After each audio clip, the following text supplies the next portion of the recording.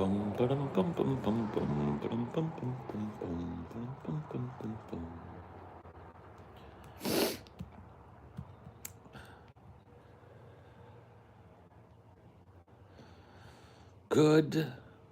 morning to you all. Hello. Howdy, howdy, howdy, howdy.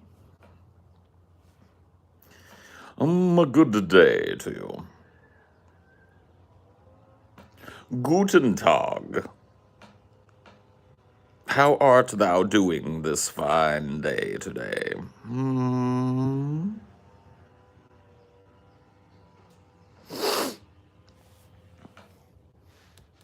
Everybody seems to be doing wonderfully this morning. Look at all this positivity.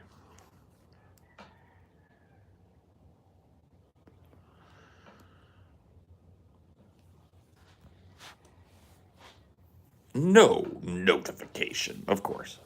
They haven't gone out yet. It'll be another 2 minutes or so before the notifications go flying out. Especially the Blue Noble. He seems to be in high spirits today. The Blue Noble. What's on your mind today, Paul? A project, honestly. A video review kind of project I want to start working on.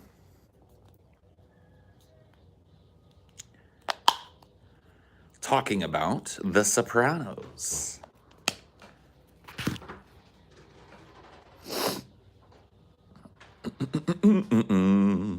Oh, thank you, honey.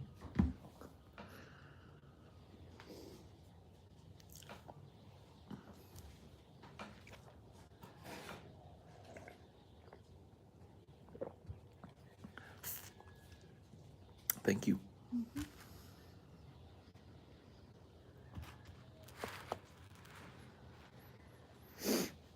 How long till we get the Love Guru commentary? Never. I've somehow managed to avoid watching that film for, I don't know, 15 years since it came out, and I won't be doing it now.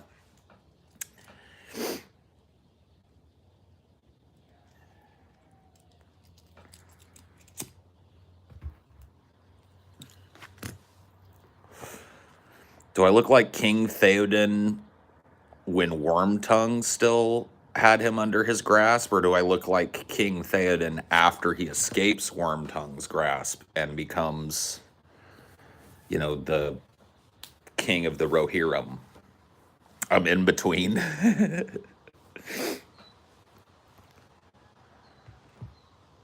After, oh, look at all you guys. I'm transitional Theoden, yeah. Only piece of bacon, I guess. Probably like a crusty pepperoni.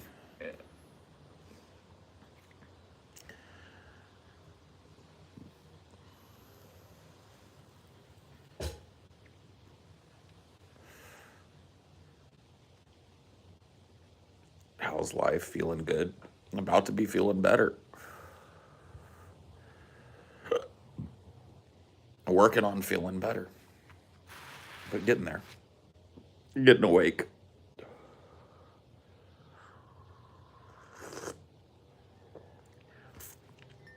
Yeah, I did have a trip where I saw myself like that. Although it didn't really bear much resemblance to Theoden.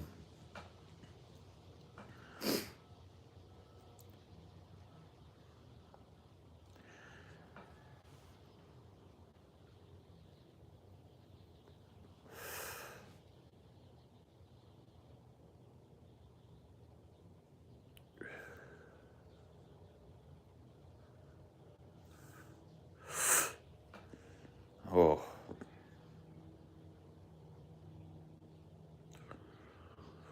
Can you do a Treebeard voice? Rock and stone. Yes. Root and branch, rock and stone. Arum. They put a lot of post-processing on that voice. All the root, when he would talk, there'd be that sound like roots being twisted.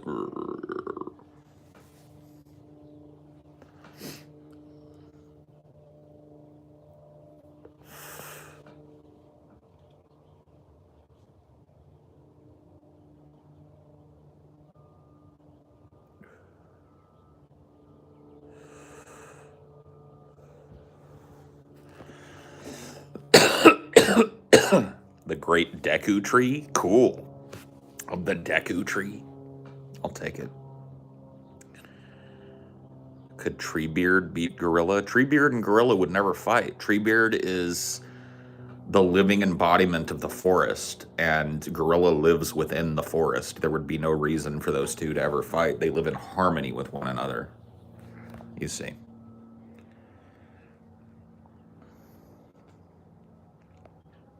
When the last time you saw a gorilla in the zoo or whatever? I saw a gorilla at the New Orleans Zoo. They have a gorilla exhibit. I saw it there a couple years ago. I'm always very sad when I see gorillas in their enclosure because they look bored. Like they were all just kind of like sitting around in various spots, and maybe that's what they do a lot in the jungle. Maybe I'm just misinterpreting, but the kind of like emotion that comes off of them, monkeys in general, like it's really hard for me, not monkeys, I know that gorillas aren't primates and all primates, right, in general, are hard for me to look at in the zoo, because I feel like that they are so fucking close to us and we're all just kind of gathered around staring at them. At that same zoo, right across from the gorilla enclosure, there is I want to say, I can't remember. They're the monkeys that have that floppy blue nose. Have you seen that? Yeah.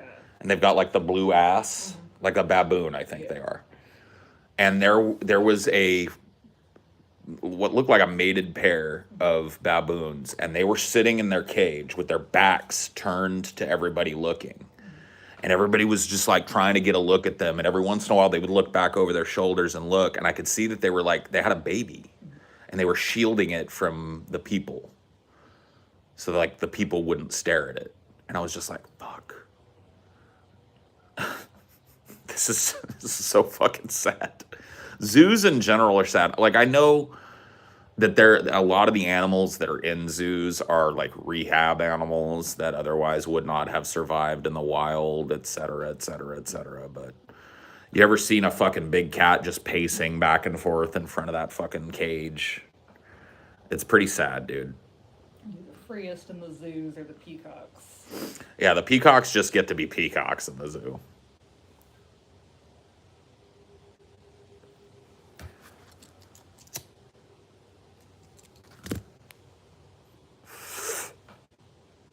Oh, yeah, zoos in general are pretty fucking sad places, to be quite frank with you. Look at this shit. 9 minutes in and 67 fucking people in here. YouTube is trying everything it can to get fucking people not to do this. Why are you Shaw banned? You weren't, but you are now. See ya.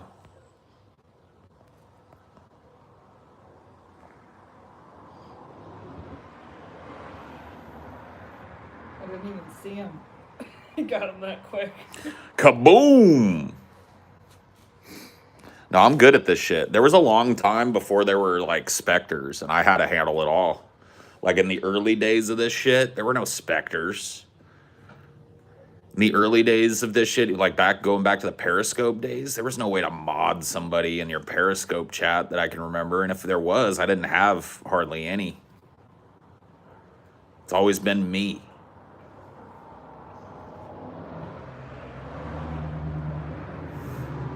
Handling my business. Yep.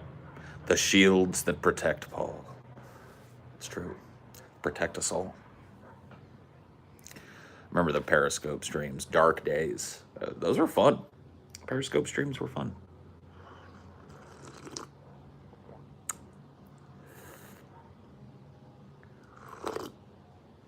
Some of us were around in the old school Google Hangout days. Yeah.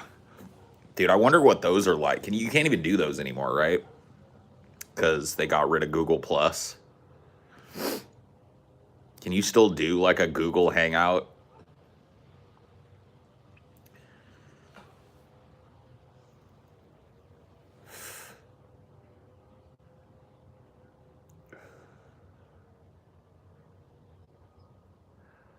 I think you can still do the Hangout. Oh, I haven't seen anybody do it in a minute.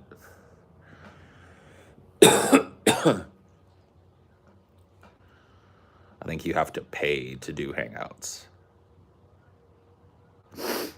Really?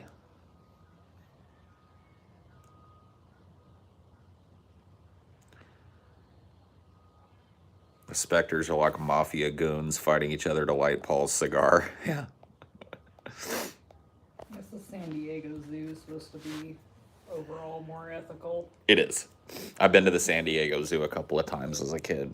It's more safari like in how you go through it. Like the environments are way more open. The downside to it is, of course, you're not guaranteed to see the animals that you want to see. You know what I mean? They could be hiding, they could be laying somewhere out of your sight, but it is a more ethical zoo.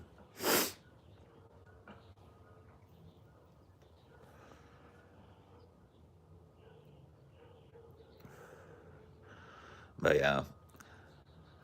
I was having fun with all the like lockdown videos where they were like letting beavers walk around and shit. Oh yeah, dude, zoo tenders got to get crazy with their animals. They got to let them like kind of roam around a little bit, which is good. Probably the animals probably liked it, and they probably liked a break from being ogled at. Because I could tell that those blue-nosed baboons or whatever they were did not like being looked at. They did not want to be looked at that day. They were turning their backs and they were shielding their child from us and everything. And it was just like, fuck, this feels so wrong.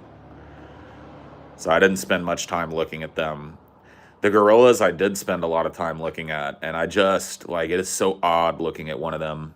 Because they'll look at you. Like, the gorillas will sit there and they'll eat and they'll kind of chew. And they'll lock eyes with you and shit. And that is a fucking feeling. You ever had a gorilla lock eyes with you? That's a fucking, it's like an electric shock went through me. I was like, whoa.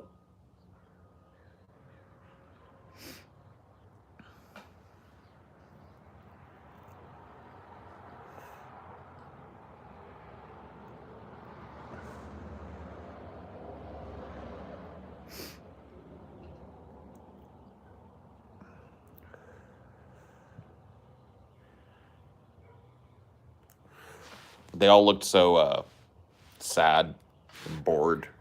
I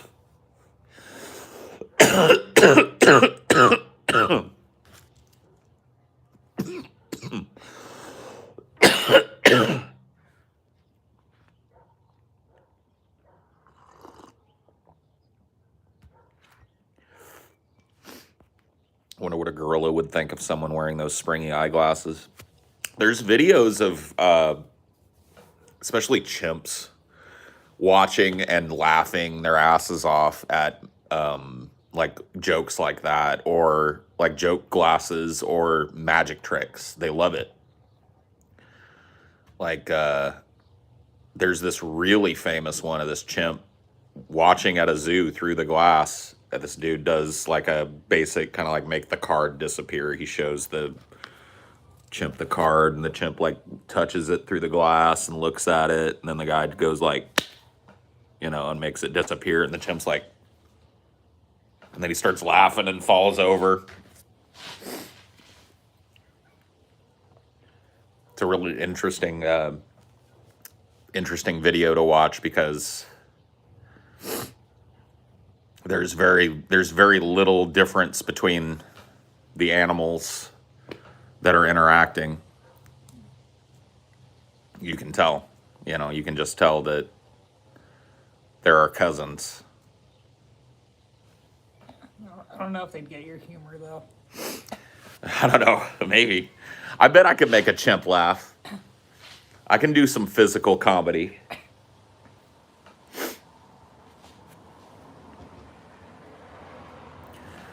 Well, we share, like, what is it, 98% of our genome or more? Isn't it 99% of our genome is the same with chimps? Another apes.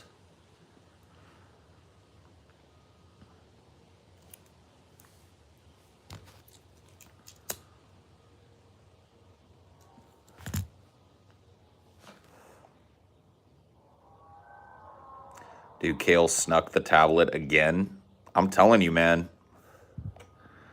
Kid is he's tech obsessed. See, I don't know what I would have done if I was a kid and I would have had all that. My parents would have tried to take it away. That's one of the things that, like,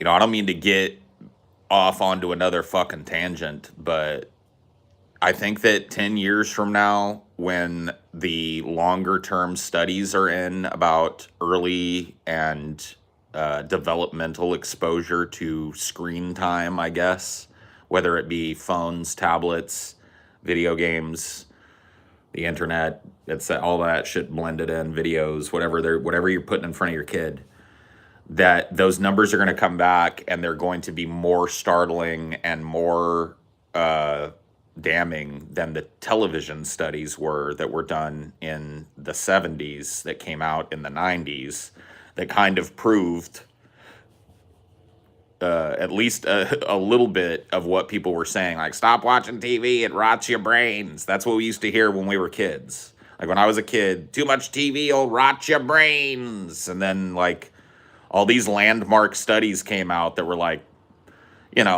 basically like, TV rots your brain. We're like, oh shit.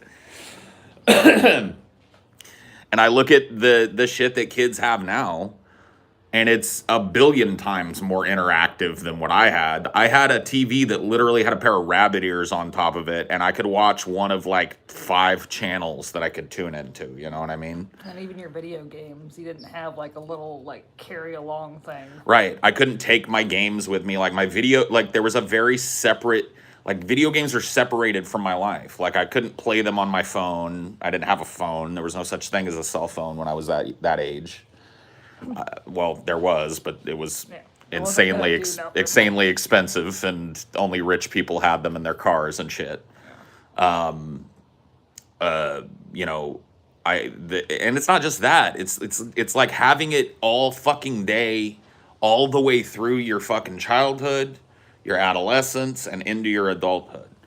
Like, we're living now, like, there are adults now who were born in 2001 when the cell phone craze started.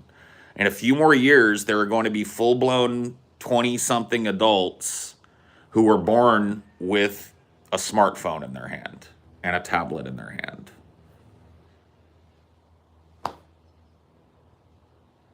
And I worry about what those studies are going to fucking say. Because, you and I have talked about Kale a lot, Pranav, and I don't know the little guy, but he's a smart, well-adjusted little kid, but he seems to be just so, and I'm not trying to call you out or anything, I'm just saying it just seems like it's such a fucking, like, Pied Piper for him, that technology.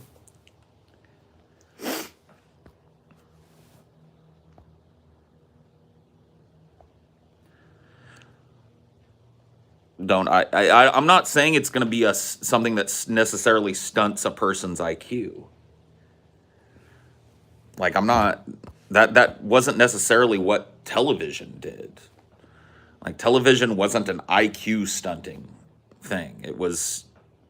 It caused depression, it caused ADHD, or a higher instance of those things, a higher instance of aggressiveness in children, higher instance in social problems in children, et cetera, et cetera, et cetera. All of this shit was linked to children that were plopped down in front of the boob tube and left, I mean, Pranav's right, too. It's like, in this past year, 3 kids had to be on a computer. Yeah. He's super tech obsessed, and it only happened after COVID, because we had no choice but to do it digital. Yeah, I mean, this kid who was a straight A student before 2020, then after going digital, he's literally failing all his classes. That fucking sucks, Pranav. Yeah, I don't know what the fuck I'd do in that situation. Like fucking reason number 10 million why I'm glad I'm not a fucking parent. Well, he's a smart kid. He'll pull up out of the fucking nosedive. I guarantee you that. And you're a good parent, you and Mindy. So I know you guys will figure it out. But yeah, probably in this next like full in-house school year or whatever, it's gonna be a lot of catch up. Who the fuck knows? There's like a whole school year of kids that a lot of them didn't get their grade level. Yeah. And it's like, do you hold them back so they're 19 when they go into college, or what do you do? What do you do? How do you, what do you do? Well, it's like it's a double-edged sword. Like, do you just kick them forward and have them just stay behind for the rest of it, or Yeah. Who the fuck knows? I don't know. I just there's part of me wonders. I wouldn't want to go back to that life, but there is a real curiosity in me about what my job at the school district would have been like this last year had I stayed there. Because I was tenured there, so they couldn't fire me without cause. So all those guys that work tech, and there's a couple, sorry. When I say guys, that's an all-inclusive gender term. Because there were a couple of women on the team. All those people that work tech, they keep working. So I'm wondering if they did like a giant overhaul of the network. Dude, this would have been the perfect fucking time. Because literally, I know in the school district that I work in, maybe not every, but almost every fucking foot of cable needs to be pulled out of about 80% of the schools and replaced. They've got like Cat 1 cable from like 1991 chilling in the walls in a lot of their rural schools and shit. So I'm wondering if they did that. But that would also be a multi-million-dollar project, not just paying the labor force, but purchasing all of the product and blah, blah, blah, blah, blah. That's a multi-million-dollar reno. And the so, alternative is just doing tech support for 150 Chromebooks or whatever. I mean, yeah, I know that the school district that I worked for closed it down. And so, like, are those, like, are the tech people just running Zoom meetings now? Like, are they just popping in and troubleshooting Zoom problems? How are they helping teachers that have problems with their laptops at home? Like, do they go to the teacher's house, like socially distant with a mask on because I'm telling you what, dude, I'd have COVID. Those fucking laptops are filthy. Especially like the teacher laptops. They don't give a shit. You'd have to like dress like some fucking like healthcare worker and just go. Yeah, just spray everything down. I don't know. It's just crazy for me to think about like what it would be like to be still working within the school district system during this weird fucking societal upheaval. I used to work the same job as you, Paul, but as an intern in the school district, only summers, and I was still in high school. I got the job because 2 previous interns were stealing tons of copper wiring. Oh, that was always a problem out at the especially the rural schools around where I used to work. Like the ones way out in the country, people would just go there at night and start stripping buildings of copper power wire and shit. And like, I was not the dude that would replace that shit. When I found out that shit happened, that campus was closed. You know what I mean? Until the electricians could come and replace all the fucking cabling in the buildings. I made so much money selling scrap copper as an electrician. I believe it, dude. It's crazy, though, because people will straight up just come and steal it.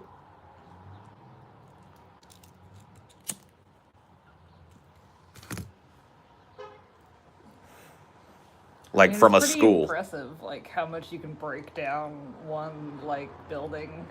If you really wanted to sit there and just take every single thing of value out of it. Well, there are companies that do just that. Yeah. Like there are salvage companies that purchase these rundown properties that an average person like you and me, we look at it, we just see a sagging superstructure and a busted building that's falling apart. They see dollars. They know there's copper. We saw it in The Sopranos. Oh, yeah. When they bought. Remember I guess this isn't too big of a spoiler because it's not a huge plot line for Marshall, but they bought like some underdeveloped, like some hood houses. some hood houses, yeah, some underprivileged area houses, and then just basically sent their dudes in there to kick everybody out of the house, and then stripped all the copper and porcelain and everything of value out of it. So they melt down the copper or something, or just sell it. There are places where you can take scrap metal and exchange it for money, just like recyclers. You know what I mean? Will take big bundles of aluminum or whatever the fuck they'll pay. You know, there are tons of places that are looking. Copper is an amazing metal, amazingly conductive metal, and it's always in demand. And it's a finite resource. And it probably doesn't break down that much either. No. Does it? No, I mean copper is it's just a really, really necessary metal for a lot of our electronics, a lot of our fucking cars, and everything that we need. It travels the supply chain, so.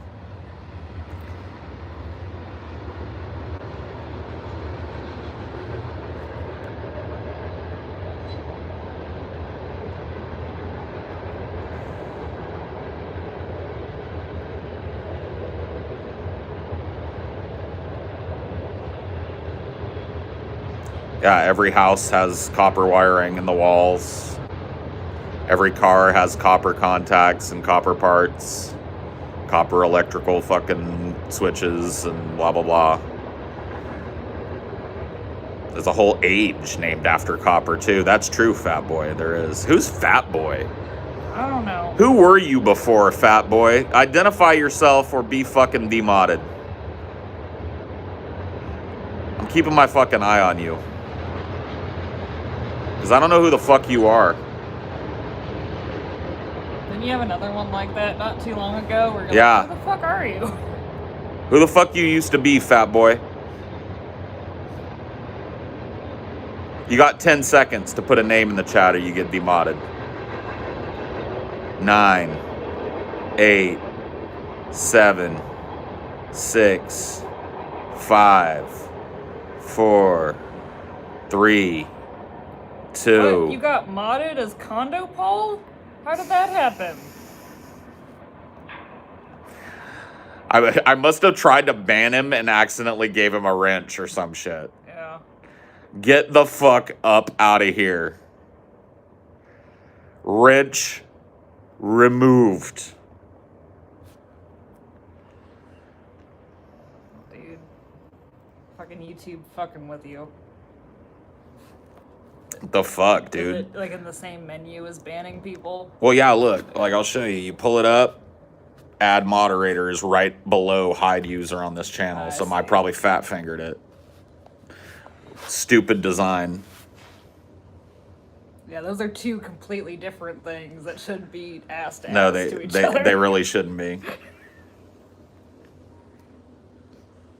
Well, I mean, he removed someone's message saying Cat 1, which you were talking about Cat 1, so... Yeah, well, whatever. Like, nobody gets modded. Hey, you got modded by accident. I will tell you this. Thank you for not fucking up shit. Thank you for not being a douchebag. You can stay, but you can't have a wrench. I don't know you or trust you, so... But yeah, thanks for being cool about it. I don't know how you fucking got modded, but... Well, I know how you got modded. I probably tried to ban your ass for something, and... So don't be Condo Paul again. Yeah, Fat stay Boy's Fat fine. Boy. Fat Boy is fine. You're more than welcome to stay. That's weird. Yeah, you could have pulled... I'll have to check and see if he did pull an Isla Mao, because... What Isla Mao's trick was, he would wait for the stream to end, and then he would keep the live chat open on the PC version and go back and just ban fucking everybody. Boom, boom, boom, boom. So I'll have to check. but I'm pretty sure he didn't do that. Yeah, I think we'd have a lot more complaints. Yeah.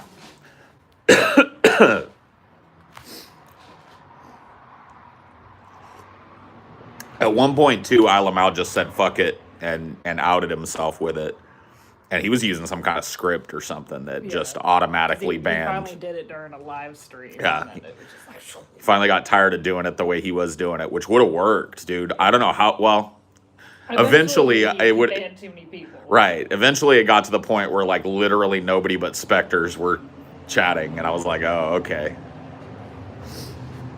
something's gone awry here. Yeah, you gotta do premature unbanned. Yeah. No, I'll take a look at the list. I know about how long it should be given my last unban. It ain't time for a full unban yet. We're still in the culling phase. Which episode was that? I don't remember, dude. I do too many of these. It was Troll School. Troll School. Oh, you remember. Well, there you go. You can go look up Troll School.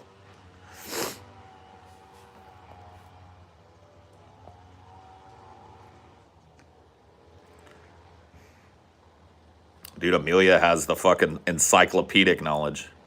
Well, I think just a lot of people said it was funny that it was Troll School.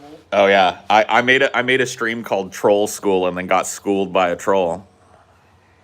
What are you gonna do? Paul, how do I gain more confidence on stage? I've got 4 shows under my belt, but I feel so uncertain sometimes. I mean, what 4 shows do you have under your belt? Like, what roles have you played?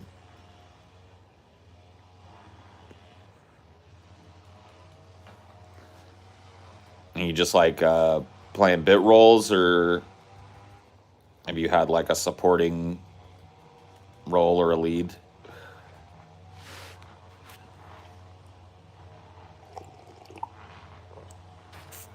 I play sax. You also have fucking caps lock on, so you're banned.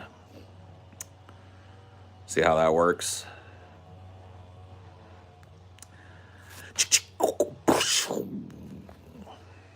Well, hello there, Star Wars Meg. May the Force be with you. Life is a show, and you are the protagonist. I guess I'll wait and see if dude comes back and lets me know, like...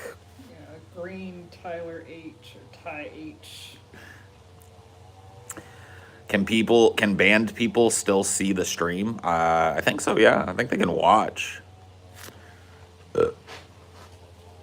Yeah, I think that there's no way to, like, ban anyone from watching public content. No. They can just log out and watch it.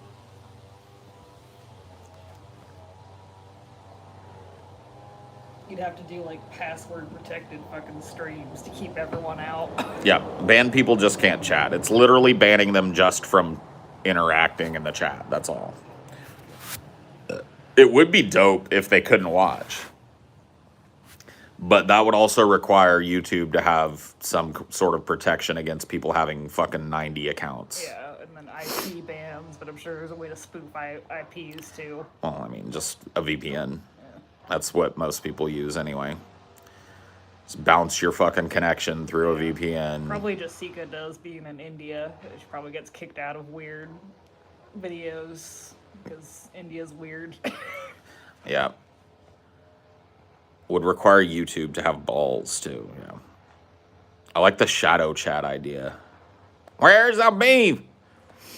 Yeah, the shadow ban really is the way around the shit, but it doesn't fix everything because you can tell you're shadow banned. Yeah, because like, you can watch the replay and all that. You can go back and watch the replay and see, oh, none of my comments are coming up. I'm shadow banned. Time to make another account. So the shadow ban only works if a person can't be a million people, which, you know, people have infinite free time. So there's always going to be a problem as long as people can be 50 people. And to be frank with you, most people aren't that way. Like most people that interact in here, if they get banned out of here, they're not looking to make another account to come back. Like, I get a ton of people who go like, hey man, could you please unban me? And I always do. Like I said, I do a mass unban on my schedule, so everybody gets unbanned. But like, most people that get banned out of here aren't looking to make 15 fucking accounts. But the minority that is are really cause about 80% of the fucking chat issues. Which is why I think the ban unban method is good, because you know, it's pretty easy to spot them cyclically.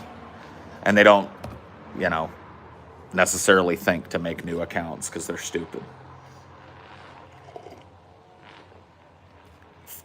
When I got banned, I stopped watching. Yeah, I don't blame you. I mean, a lot of people watch just for the interaction. Like, they want to be a part of the show, they want to talk to me or whatever the fuck, and... I think that's what the Google Plus integration was supposed to be, but it just didn't work, because they couldn't, like, just kick people out of their existing accounts. Yeah. That had videos on them and shit. They were just dangerous to do, because people could cam up. And, like, back when I was a smaller channel and I wasn't affiliated with Drunken Peasants and my general audience was more into what I was doing and less into trolling me, like, and I'm not talking about, like, my general audience is still into what we're doing, but I'm talking about, like, in these live stream environments. I could have those chats, but it's just like, nowadays, if I had those, somebody would just put porn up and I'd get banned. You know, I'd walk away to go take a shit or something, and then somebody that was sitting in the room would put a big dick sliding into an asshole or something, and I'd be banned forever. You just can't, like... Oh, that Thai dude finally came back. What Thai dude? The one saying he was unconfident about stage. Oh, yeah. First two were roles in A Christmas Carol and Robin Hood. My second two are main character roles in The Miracle Worker, Sound of Music. So I'm getting better, but still not confident. High school shows. Yeah. You got to just keep doing it and step outside of your comfort zone more. There's a couple of, like, it just kind of depends on what kind of the confidence issues you're having. Are you having confidence issues in rehearsal, or is it confidence issues only when you're in front of an audience? General confidence in your ability versus having stage fright. Stage fright is a real thing. Performance anxiety is a real thing. And so, you know, you kind of have to fucking zero in on what it is that's at the root of that. Because I'm telling you, like, if you've had 4 roles in high school already, no high school teacher is going to put you in a lead role in The Sound of Music if you suck. So I think just a general boost to your confidence level, just based on the roles that you've gotten. 4 shows isn't a lot, but 4 shows is 4 more shows than most people do.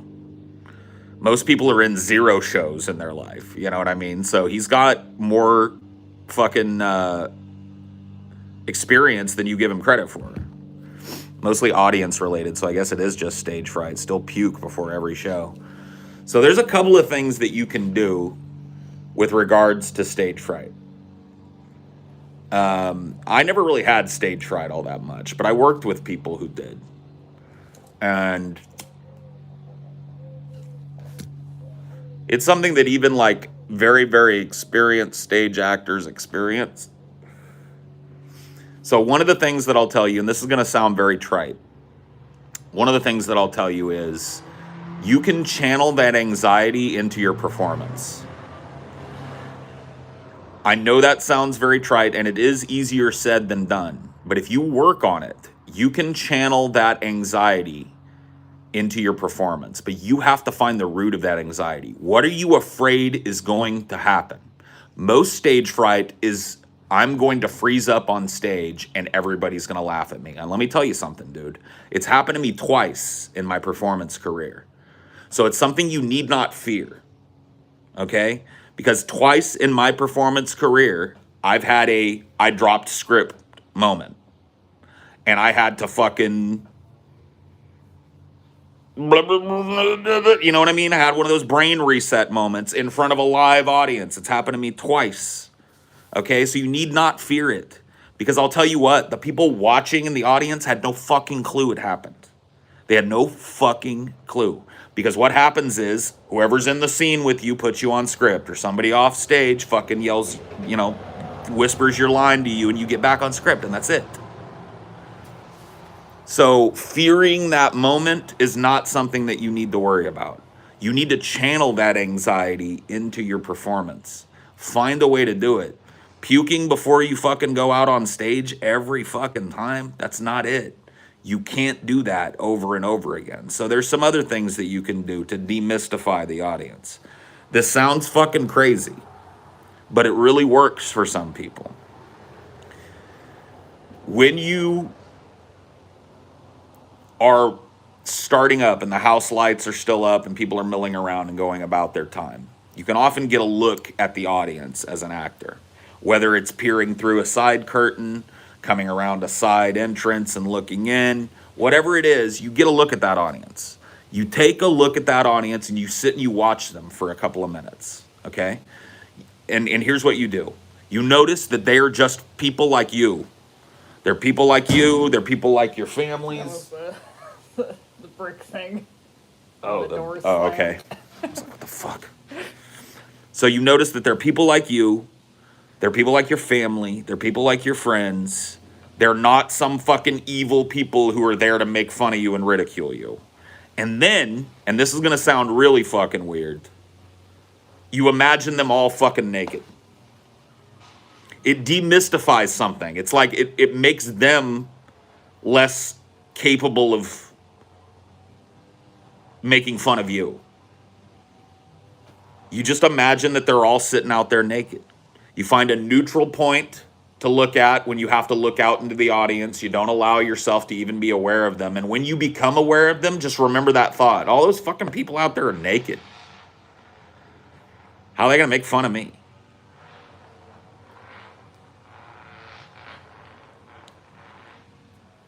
Oh no, he's hot. Boing, boing, boing, boing. No.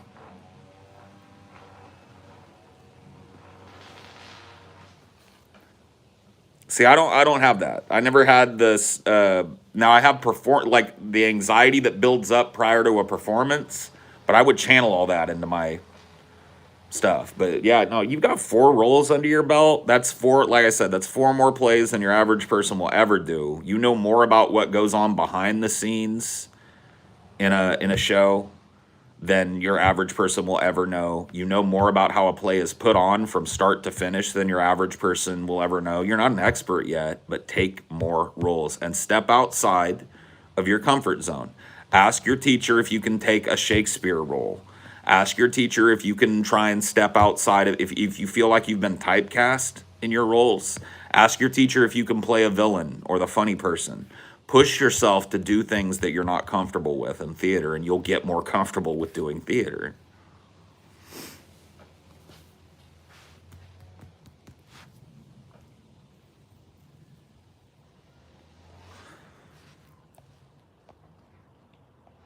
What I try not to do is not focus on the audience, but on the far wall. Well, of course, yeah. And you also want to focus on bouncing your voice off of that far wall as well. I'll try for a lead role next show. I played mains, but not a lead yet. See, I was never, and I got to tell you, man, you don't have to push yourself to play a lead. I played lead in, let me see, how many of my shows was I lead? Snake one. One. No, I wasn't lead in the snake one. I was a supporting role in the snake one. I just was the preacher at the snake church, but most of the action was focused on a married couple from that church. I was lead in Our Town. I played the narrator in Our Town, which is one of the craziest fucking roles that you can draw as an actor. It's literally, you have to talk to the audience. You narrate in a spotlight to the audience. And then, as you're talking to them, you put on a little costume. So you'll come out dressed in like a little suit and tie and you start talking to them.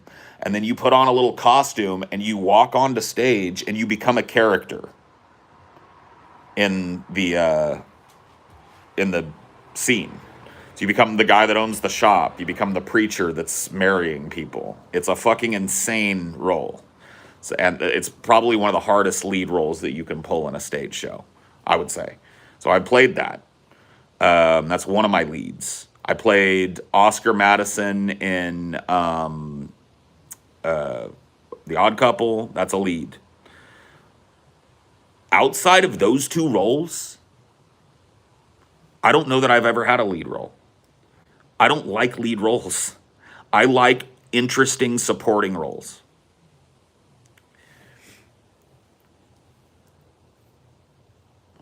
One of my favorite roles that I ever got to play was a villain role because, like, once again, I'm a big gregarious fat guy, and so I get a lot of funny roles, which is fine. I love making the audience laugh.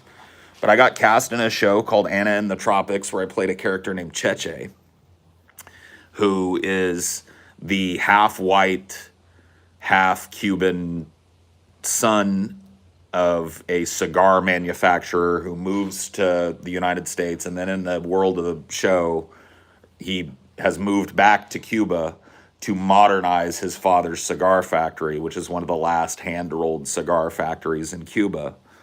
And he kind of represents American imperialism on a number of levels.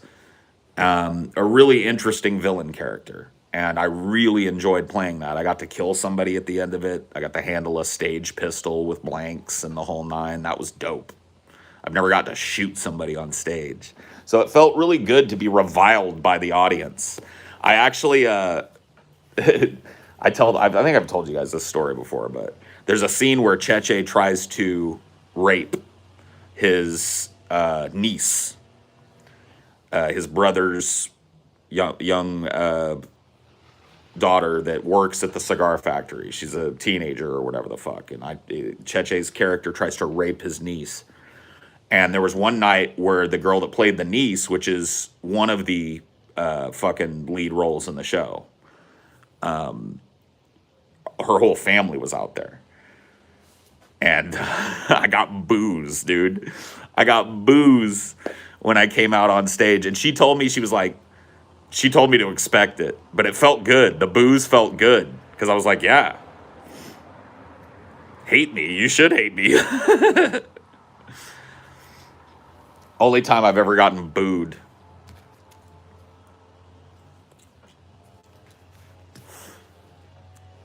But that scene was just so intense. I had to work that scene. That lady that I worked with, she was a really talented actress. A few years younger than me at the time, and just had a fucking she was oozing with talent. But we were both so uncomfortable with that scene because it is not in my nature to be sexually aggressive, and it's not in her nature to want people to sexually aggress upon her, you know what I mean? And so we had to fucking go in a room together and just get comfortable with me grabbing her and pulling her close and her squirming away. We had to do it over and over and over again until we were, it was like more of a friendly kind of thing between us, but it came off on stage as an attempted rape. So that was cool. Having to work with the firearms guy too, because whenever you work with an actual pistol in a show, there has to be somebody involved that has law enforcement training to check the pistol. This is just standard procedure, at least at the collegiate level. I don't know if Well, I mean, we saw the problems with that if you don't. Right. True. Who was it again?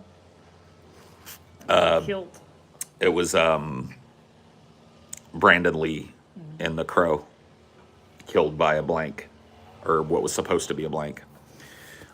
So right before that, I had to train with that guy for a whole day. It was just me and him doing exactly what I was going to do. So I got to the point where everything that I did on the stage, it looked like spontaneous. Like it was a really cool scene.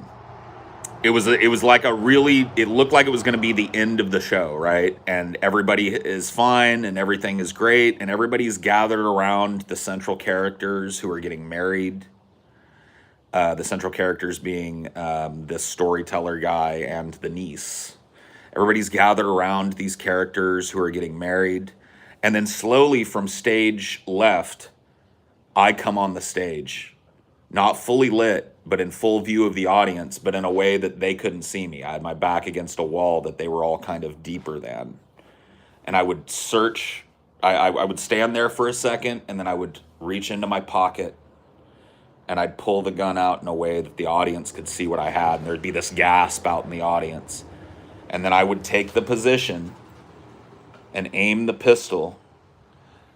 Now, the trick is you never point that fucking gun at anybody. I wasn't aiming the pistol at anybody that was on the stage. But to the audience, it looked like I was pointing the pistol right at them.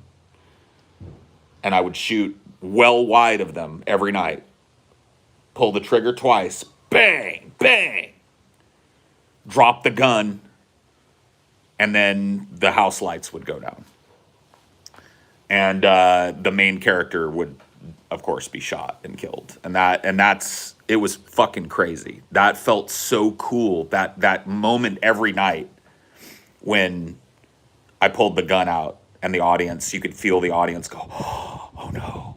You know what I mean? Because everybody's all happy and it looks like everything's wrapping up. But Cheche had one last thing to do.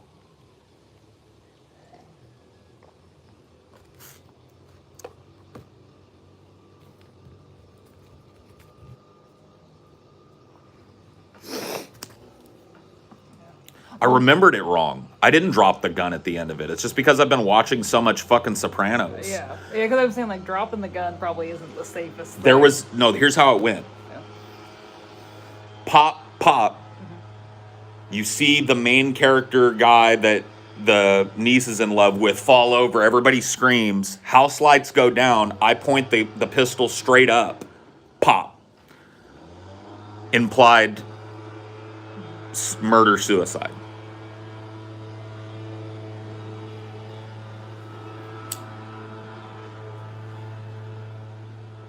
Damn it. I forget you can't time people out when you hide their things. Yep.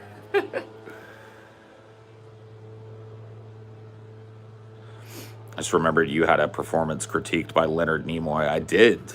I had a performance critiqued by Leonard Nimoy and Edward James Olmos, both of whom were major contributors to the California State Summer School for the Arts program in Valencia, California at the Cal Arts campus.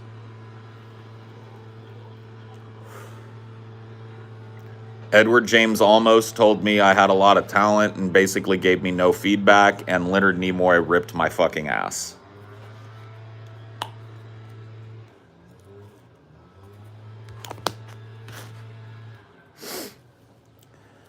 I went and sat down with Leonard Nimoy, and he said, did you care?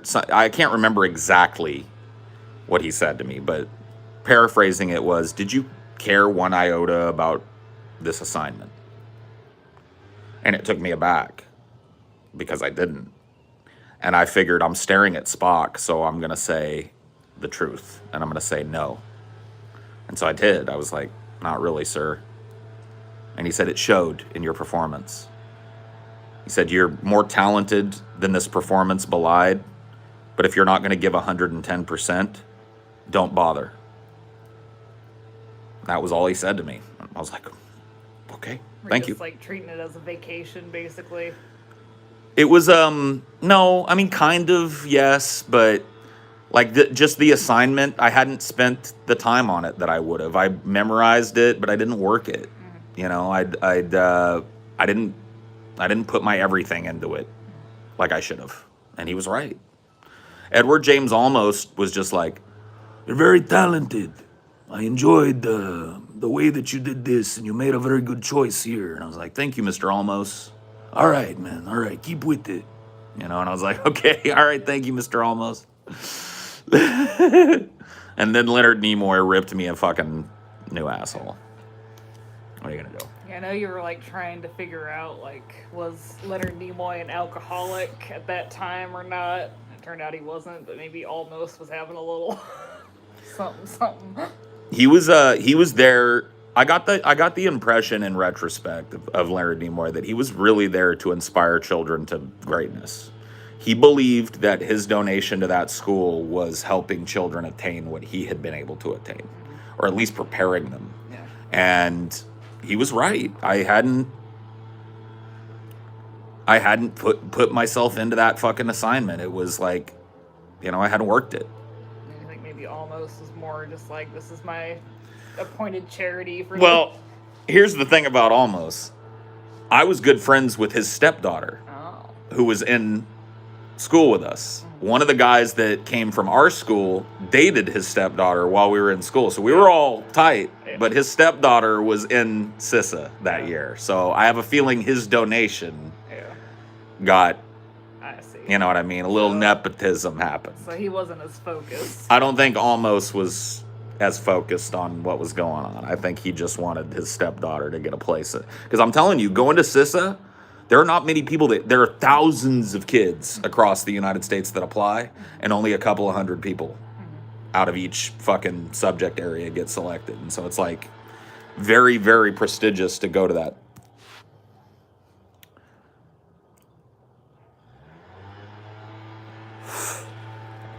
Dude, I wonder if they had an argument before his stepdaughter went up. Like, you better be nice to her.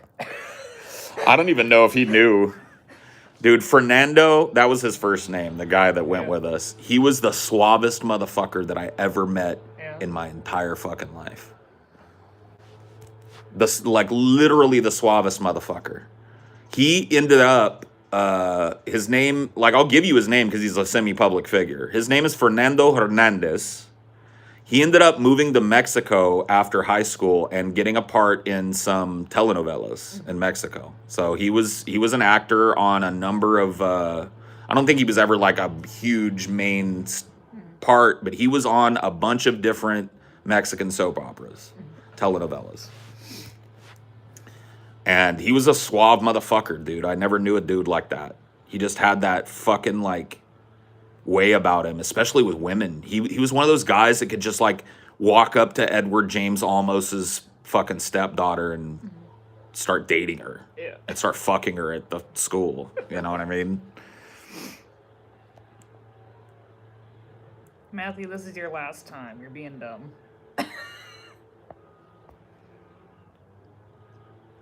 How does that advice still affect you to this day? I mean, I'll never forget it. Did Fernando give you and your friends $20 or $100? You've told the story both ways. It was one of the two. I don't know. It just seemed like a chunk to you. We were we did I know it was a chunk of money because we were all fucking broke as a joke going to this thing. And so they did a number of getaways for the kids. And one of them was to, I'm trying to remember if it was Laguna or Long Beach. It was I think it was Long Beach in LA. So we took buses to Long Beach. And me and my friends were broke. And so we were we had 6 hours where we were all supposed to walk around the beach, but we had no money to get something to drink. Yeah. We were just all fucking miserable after about 2 hours. And we ended up on the pier, and Fernando was there and with a bunch of chicks. And he saw us and he was like, hey, what's going on? And we were like, dude, we're fucked, man. We're just we're all sun-baked and we're dying of thirst and it's horrible. And he was like, you guys didn't bring any money? And we're like, no. And he just pulled a wad out and gave us some money. I don't remember how much it was, but I remember we were like, God damn, it was enough for us to go get food and Well, it was the 90s, so right. To put it in that context. Right. So I don't know. Yeah, it might have been $20, but that was $100 in today bucks, We were able to go get drinks and go sit in a restaurant and eat and shit. It was dope. Could you get little tourist hats or shirts? I think one of us did buy a hat. I had a hat. I think I brought a hat. Yeah. No, he peeled off his roll. Where did Fernando get the roll? Who the fuck knows, dude? I don't know what Fernando was up to. He was smuggling weed from Mexico. That's what. Maybe. Shit, I got no. I wish you would have told me. I would have bought from Fernando. The money he gave you. Yeah. Do you get stage fright before streams or DFF? No, I don't get stage fright. I just got done talking about that.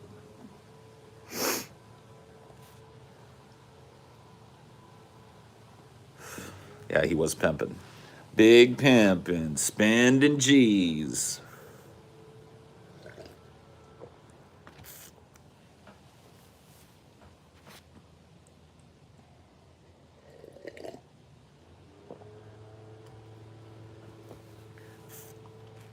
This whole idea that stoners don't have a good memory is like, it's short-term memory of relatively inconsequential things that stoners have troubles with. Like, this idea that stoners can't ever remember anything is like a movie trope. Is it just like Whoa, man, where the fuck even am I, bro? Like, I'm like 1.5 big fat Keef joints in. My memory is fine. I can remember things. just placing years? Well, that's always been a problem for me, though. Yeah.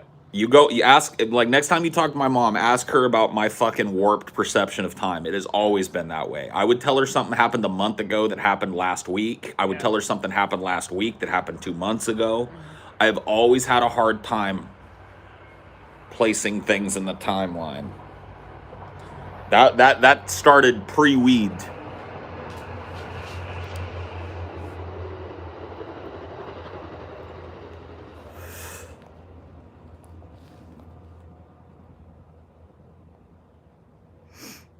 While you're high, your memory is affected. Yeah, your short-term memory. Your long-term memory remains accessible. It's because you transcend the illusion of time. That's true, PP. Time is meaningless. You're right. I think I've just acquiesced to just getting contact highs from you. I'm just kind of like, meh. Hey, that's fine by me. More weed for you. Yep. My short-term memory is already crap. Same. You're getting a context high? Uh-oh, we've got a parent in the chat, yeah. Welcome to my life, dude.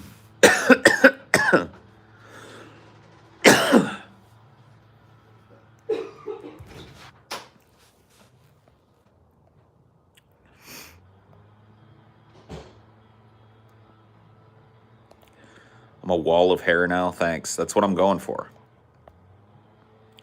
I want more. I want this hair to be longer. I want this beard to be pointier. Even as it comes to a point, I want it pointier. I want it longer. I want it more lush. Give me all the hair.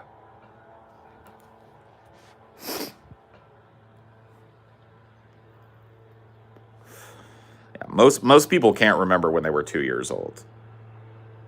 I don't have any real strong memories before then other than one. Round about 5, 6, 7 is when people usually start to be able to remember things that happen to them with clarity.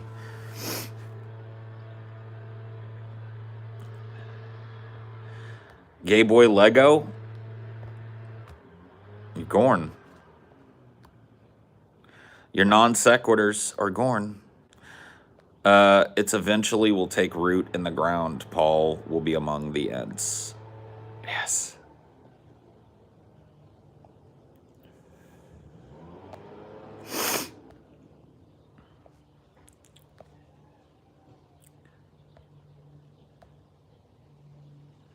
Do you still like the man bun? Yeah.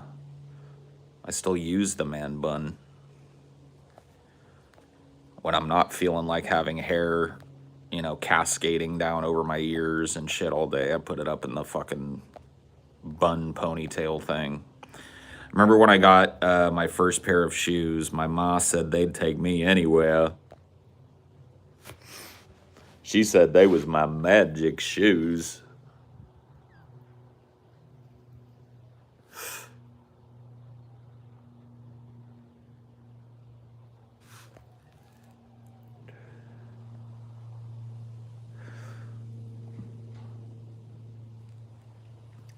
I ever told you guys about the way that I used to get through the drudgery at work?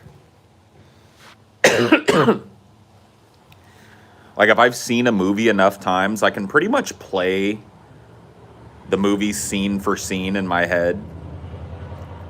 And so I would use that to pass the time in my head. Like I would try and remember every scene and every line from a movie that I liked that I'd seen a bunch of times.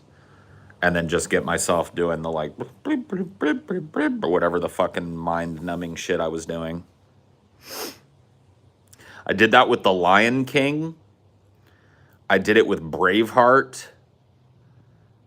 I did it with The Goonies. I'm trying to think what other movies I used to go through like that.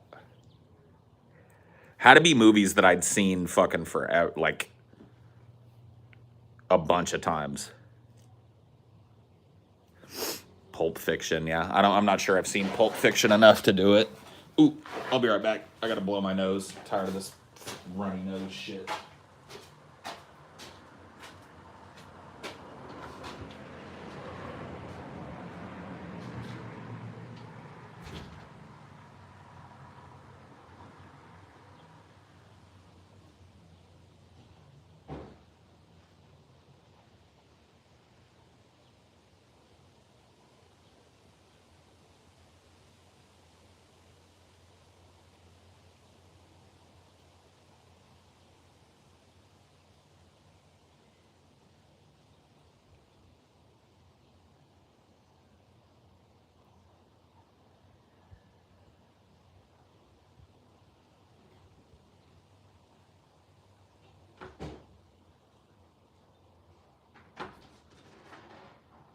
From the day we arrived on the planet and blinking stepped into the sun, there's more to see than can ever be seen, more to do than can ever be done. There is far too much to take in here, more to find than has ever been found. But with the sun rolling high in the sapphire sky, beasts great and small on the endless round, it's the circle of life. And it moves us all. That's how you open a fucking film.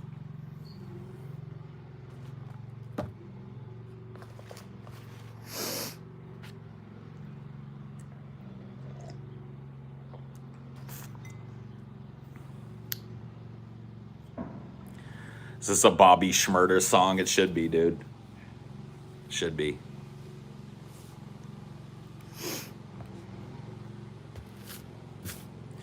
The music in that movie is so good. I know, dude.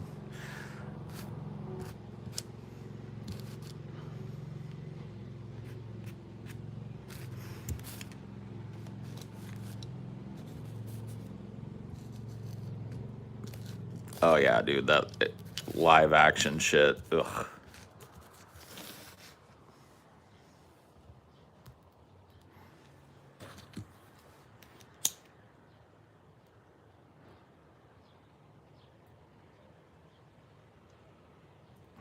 They really do, especially the older Disney movies. Fantastic music.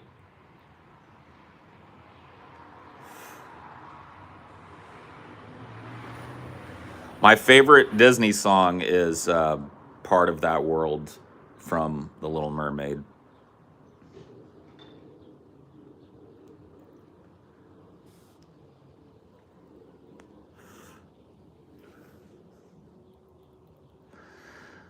Look at this stuff.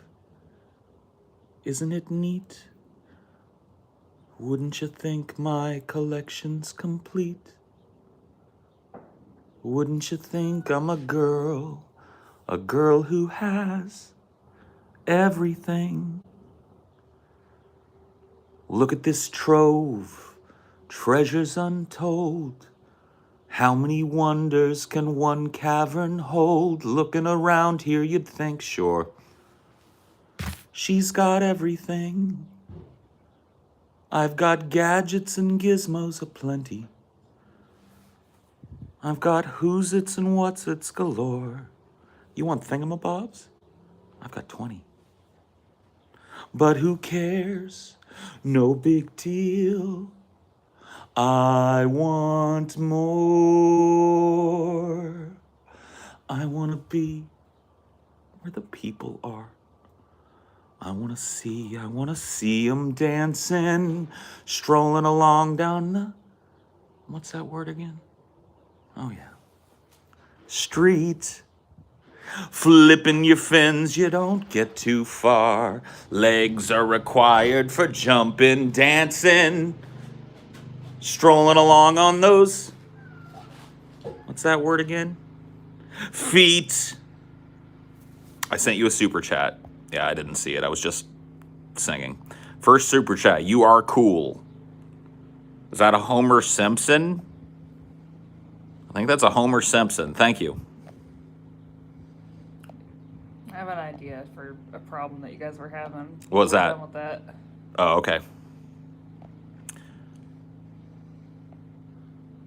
I'm all about the dichotomy of heaven's light, hellfire.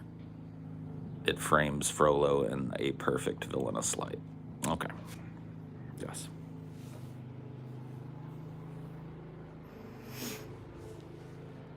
That wasn't the super chat I sent. Oh, okay. Sorry. How far in advance do you research a subject before recording on DFF? It depends. Depends on the subject. Like, I've got some that I've started and still haven't finished. You know, it depends. Like, there's no singular answer to that. Sometimes I'll start research on a show like 2 or 3 days before it starts. Sometimes I'll start research on a show the night before it's due. Sometimes I'll start research on a show 2 weeks before. Like I said, there are shows that I've been adding to slowly but surely, or backburnered ideas that have been in the blender for like months. Shows are weird. You know, it depends on the show. Like certain shows, like I try and design my shows in 2 ways. And both ways are, like, I have a philosophy for my show making. I won't speak for the shows that the other guys make. I'm sure they have a philosophy on their shows as well. My personal philosophy for DFF shows is I want to make a show that engages the other 2 people that I'm on the show with directly. Whether it means that I make an episode that requires a whole lot less research because it's designed to be a conversational episode where we go over the kind of broad strokes of a topic and then dig into the minutia of how we feel about it, find where we differ. Like a good example of that type of an episode would be the kind of possible futures for humanity episode that we did, where, you know, the research for that episode was not super hard for me because what I wanted was a bunch of conversational prompts. You know, but I always try and design episodes that I'm hopeful will directly engage the dudes that I'm on the show with, because I figure if they're into it, then the audience will be into it. So that's how I do the shows. That's what I try and keep in mind with the shows.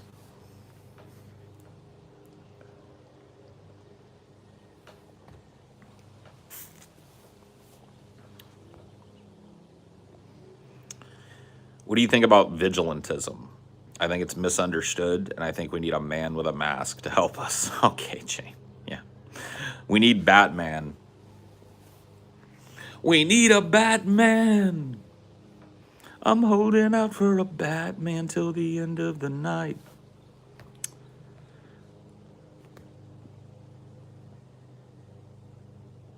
How much do you read a script? Like, what do you mean?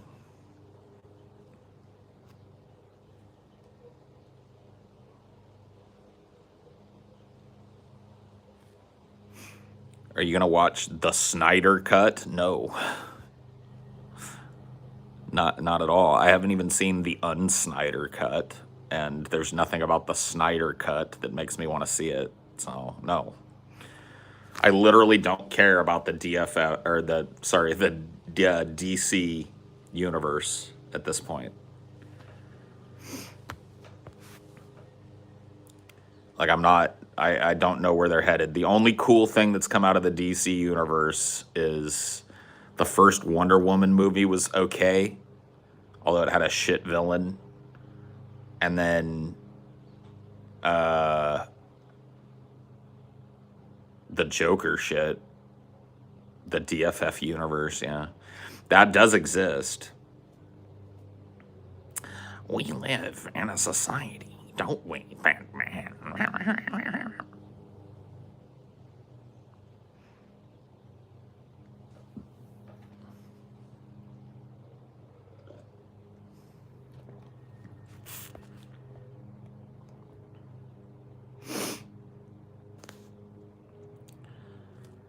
I don't get why people thinking Zack Snyder can recut footage of an already terrible movie and make it good, especially when Zack Snyder cuts suck. I know. Well, here's the thing. People are just fucking hungry for anything. Like, 2020 was probably the most dismal year for popcorn flicks that's existed in my lifetime. It was absolutely shit, because so many of the big releases that were supposed to come out in 2020 held back because all the theaters were closed and blah, blah, blah, blah, blah. And so we got no Dune, we got no Bond, we got nothing. So people are just hungry for that, I think.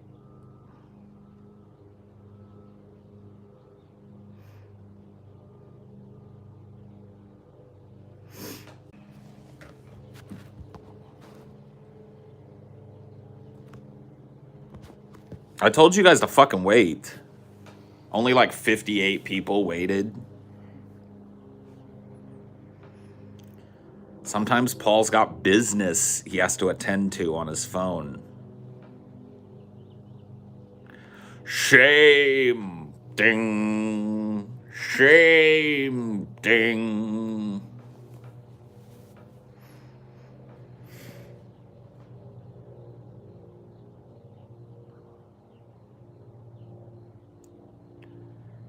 I mean, come on, man.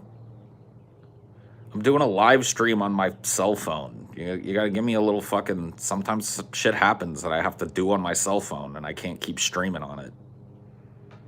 You suck. No, I'm kidding. I wouldn't just hang around staring at a blank screen in this chat, either. This hive of scum and villainy. I had to call up my trillion hookers and collect. Yeah. How'd you know?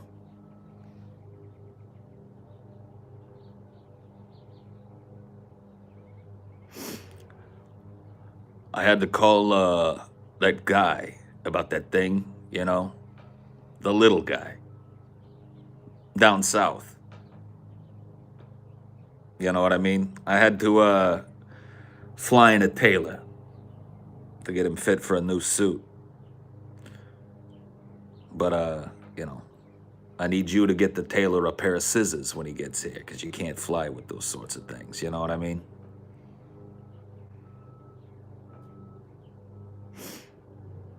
Yeah. The little guy. Our friend, the little guy. Yeah.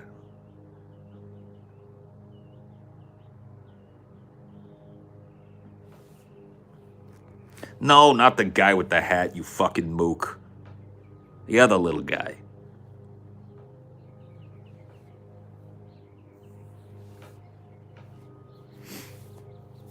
Al Pacino played himself in Donnie Brasco. What? He played himself? Like, are you saying he played himself? Or he played himself? Like, because his character really does play himself in Donnie Brasco. Like, he plays himself out real bad. Or are you talking about he played himself? Because that doesn't make any fucking sense.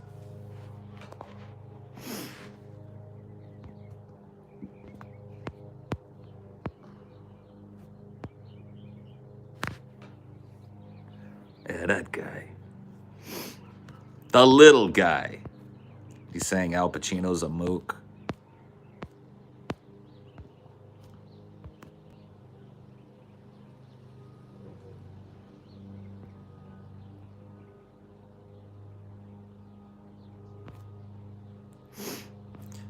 I'm not gonna have the magic machine conversation again, Dakota. I think that you can extrapolate out, and when I say the magic machine, I'm not talking about one machine doing things. I'm talking about a big conglomeration of technology that saves the world and brings back all of the biodiversity in the world and all of that shit.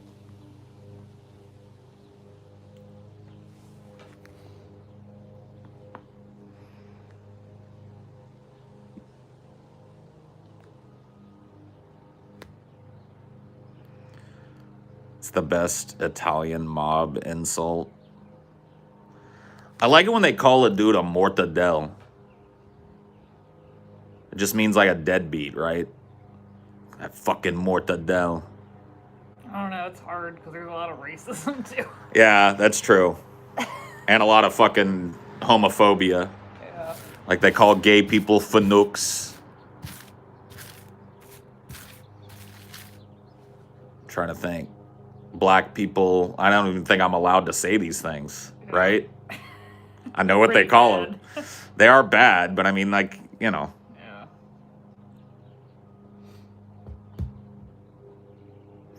Paul, have you read any of the 5 Dune sequels? Like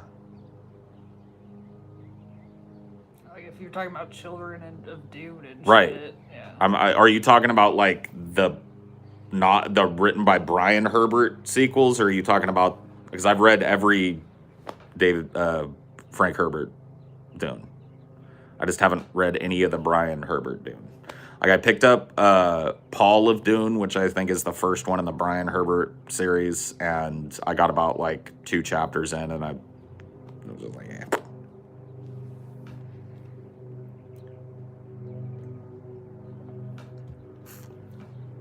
Like, I appreciate the kid's zeal to keep the universe going and blah, blah, blah, blah, blah, but it's just not for me.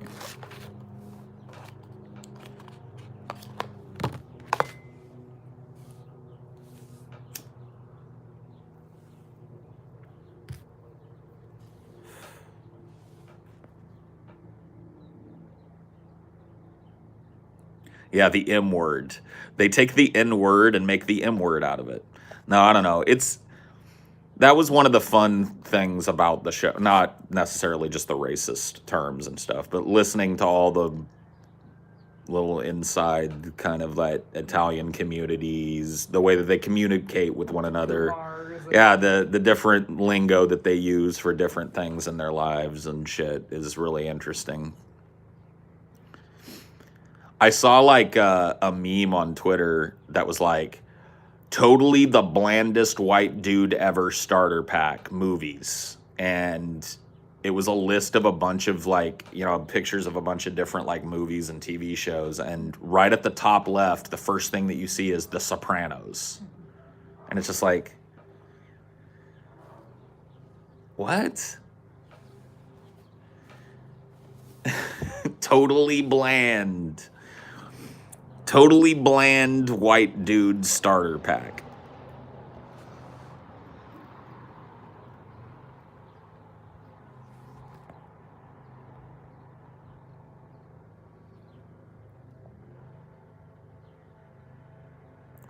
Leonardo DiCaprio and Al Pacino should have a shouting match. That would be pretty epic, but it would have to be younger Al Pacino. Because Al Pacino, I don't know if you've noticed, has gotten very old. He's a very old man now. But I think that like Devil's Advocate era Al Pacino and fucking current era Leonardo DiCaprio could have an epic shout off in a movie.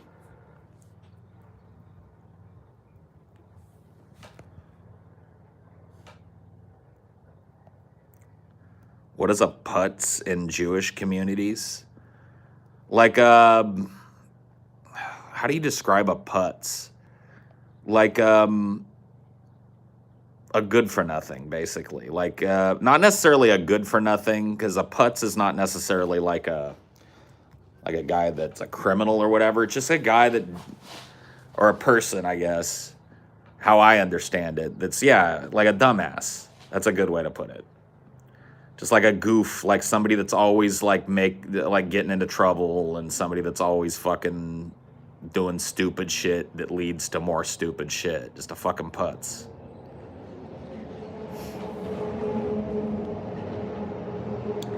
Paul, how do you feel about the concept of cultural appropriation and how that plays into globalization? So here's, like, okay, it's a complex topic, but thank you for asking about it because it's an interesting one. And I don't know if my feelings on this are necessarily correct. However, I have interacted with people who observe various cultures, and it's actually been a privilege to talk to people who observe various cultures. I spent a long time talking to a Hasidic Jew. I'm good friends with a number of practicing Muslims. I know a practicing Hindu, not super well, but I've had long conversations. And so my internet time has afforded me the opportunity to talk to these people. And I'm not claiming that I brought up the idea of cultural appropriation with these people. So I don't want to put words in their mouth. But I get the feeling that what passes for a cultural appropriation here in the United States amongst the socially liberal left is seen as something completely different in the indigenous communities where those things are from. Like, for example, I watch a lot of travelogues, right? I like watching people that do these travel shows, sometimes based around getting food, but sometimes based around just experiencing the culture and walking around and getting a feel for the culture. And one of the things that people that started the whole cultural appropriation wave was the adoption by white women and women of other cultures of the sari, which is a traditional Indian dress, and the bindi, which is a traditional Indian facial decoration, and the turban, which is a traditional Sikh kind of way of dressing.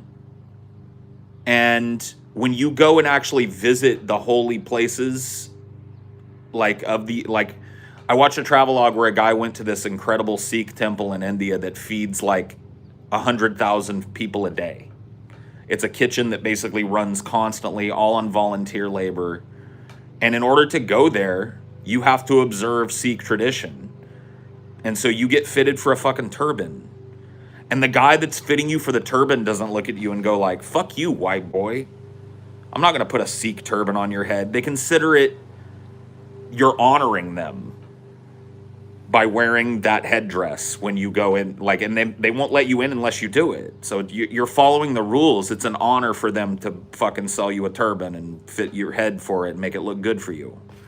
They don't care. But if you did that shit here, you'd be called out for appropriating a culture. The sari is another good example of this. It's a sexy Indian dress. It comes with a fucking look, and people kind of liked the idea of it, and they brought it over here. And I don't think Indian women look at women in the West wearing a fucking sari and go like, oh my God, they're stealing it. They probably feel honored by the fact that we appreciate that part of their culture. See, that's the thing about culture. It loves to spread. Say one thing about culture, it loves to spread. The proof is in the pudding, okay? Look at African American culture, starting from the very fucking beginning. What did African Americans do when we brought them here as chattel slaves? They started making music. They adopted a lot of the spiritual hymnals that they were taught by white people, and they made them their own. And all of the sudden, took over the musical landscape in the blink of an eye on the universal timescale. Their culture could not help but be adopted by everybody in this fucking country. Pretty soon, every white ass in this fucking country was bobbling to jazz. And it kept bobbling for a generation and a generation after that. And then that music split and became all the beautiful fucking subgenres of music that we have here in America.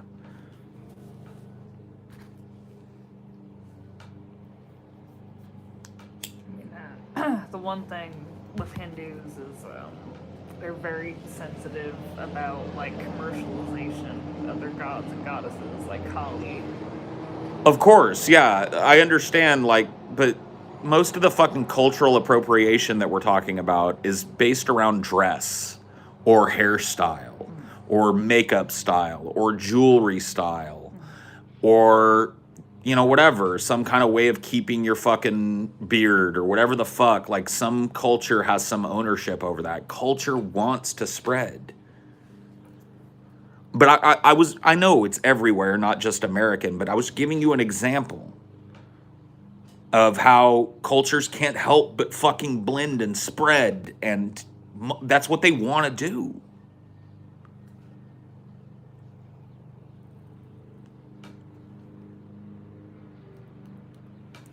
And the French, you think the French don't want that?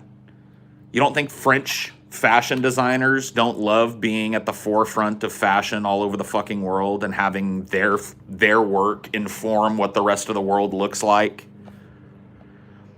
People always conflate dressing up like other cultures to blackface. They seem to think it's the same thing. I mean, certain things can be. Like, I'll be honest with you. If they're like, there are cultures that have very like holy garments and shit, right? They're only supposed to be worn under certain fucking religious auspices or whatever the fuck.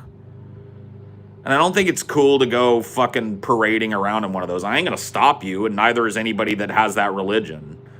But I think as a matter of respect to a fucking culture, if they've got something sacred or holy or some shit, just fucking, you know, leave it alone. Or don't. So do you think in order to get to a state of globalization, we have to get rid of the concept of cultural appropriation entirely? Yes. I mean, not necessarily. Like, look, the globalist society that I envision allots for regional differences and allots for regional traditions to continue. But I would see nothing but a benefit for all of that rich tradition of art and culture and food to be more available to everybody and not less.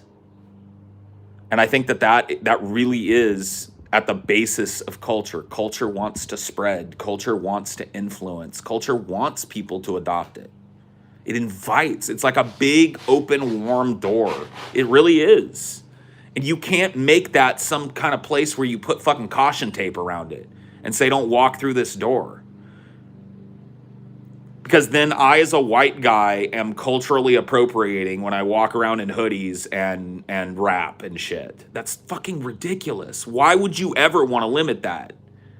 Why would you ever want to stand in front of somebody walking through that fucking warm, inviting door that culture gives and experience a little bit of it and take a little bit of it with them or decide to reside there? Why would you want that ever? How is that respecting culture?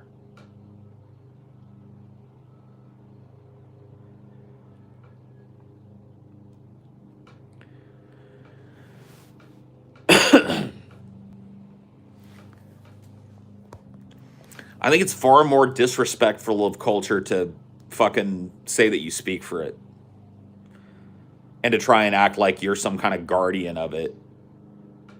Nobody speaks for how culture spreads. Culture spreads of its own volition, and that exists to do so.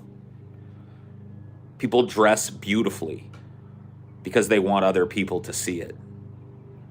People observe things because they want other people to observe them. people listen to certain kinds of music and make certain kinds of music, not because they just want some fucking like 15 group of 15 insular people to listen to it. They want everybody on the fucking planet to hear it and bob their head to it.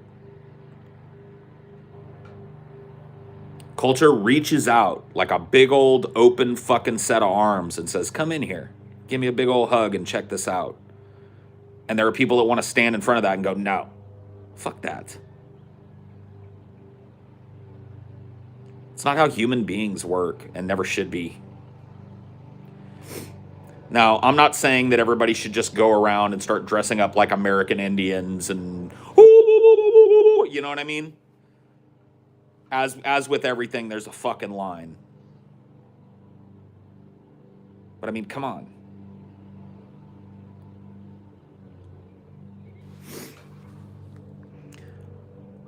Same thing with me, Joanne, dude. I knew a white guy that was a delivery guy for the school district that I used to work for that had the longest, dopest fucking dreads I've ever seen. They almost fucking drugged the ground, and he kept them all wrapped up and shit. So I know when they were unwrapped, they would have drugged the ground, but he kept them all fucking where they just hung down his back, and they look fucking dope as fuck. Who cares? He was a white dude.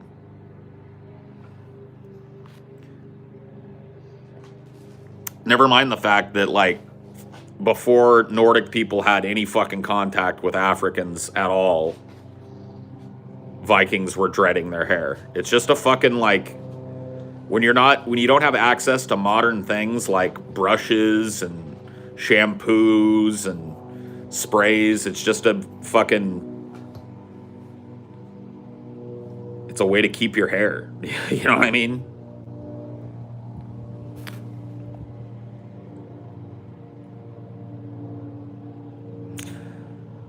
Dude, go to any fucking Mexican town, and one of the first things you're going to see is somebody trying to sell your ass a sombrero. Mexicans don't give a fuck about you wearing a sombrero.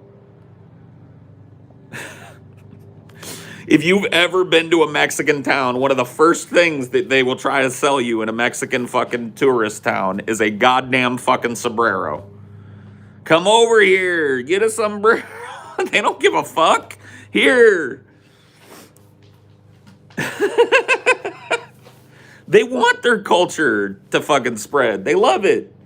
They want to capitalize on it. Sombreros are cool as fuck. Of course you want a sombrero. Of course you want some fucking tequila with the worm in it. Some mezcal.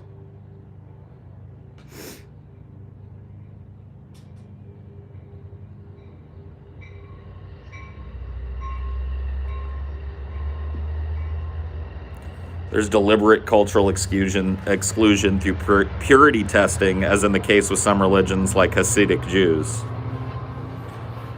I mean, do you think the Hasidic Jewish community is large or problematic enough for us to fucking, like, really sit here wringing our hands about it here at the end of all things?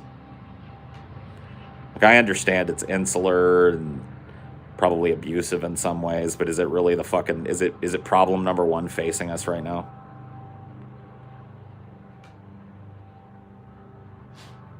Like, is any kind of, you know,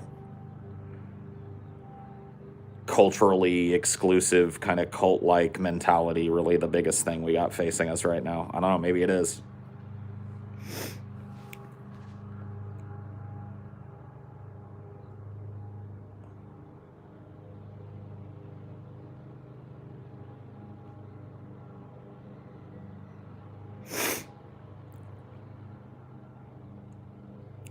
Paul, did you have good memories of Tijuana when you were younger? Dude, Tijuana was dope when I was younger. All the little Mexican places that I've gotten the chance to fucking go to have honestly been dope. It sucks that that place is so racked by violence. But only certain areas of it are, you know, super unsafe and shit. But when I was younger, dude, Tijuana was fucking great. Like, it had its problems. One of the things I remember most was the little kids that were clustered around the Mexican side of the walk-through border. And they were destitute, selling chiclets and shit. So there was a lot of poverty and shit like that, which fucking obviously sucks, but I don't remember, like, I remember Tijuana being cool as fuck. Tons of little restaurants, tons of people milling around, tons of fucking commerce, tons of cool little shops to look at. Puerto Vallarta is, or Puerto Vallarta is very beautiful. I haven't gotten to spend a whole bunch of time there, but I did take a wine tour near Puerto Vallarta. That was one of the most beautiful things I ever did. I'm glad it didn't get pulled over by a, you know, a bunch of like crazy fucking narcos or whatever the fuck and held for ransom. But yeah, no, I got to travel around and look at the wine areas in Mexico and a couple of wineries, and it was beautiful.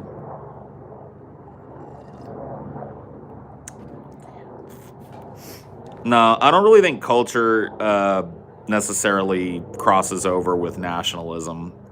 I agree that like spiritualism and culture seems to, not always, but sometimes be linked. But as far as nationalism goes, I don't know, man.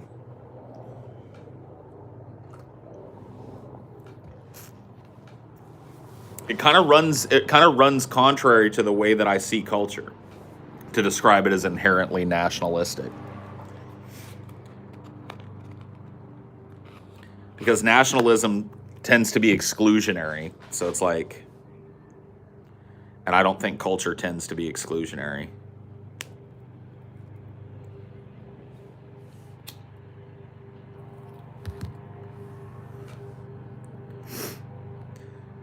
Sure, okay. Not hardcore nationalism, a patriotic thumbprint. Sure, I'll give it that. Nations not only can share cultures, but widely do.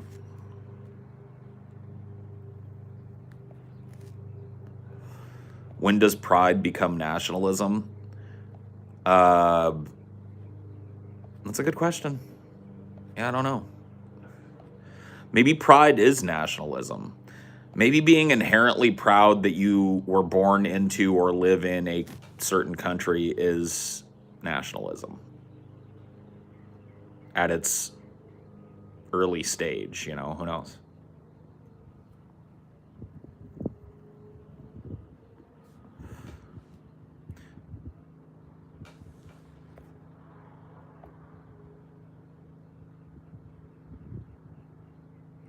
American culture is definitely exclusionary, even though we pretend it's the opposite. So much xenophobia here. You know what, dude?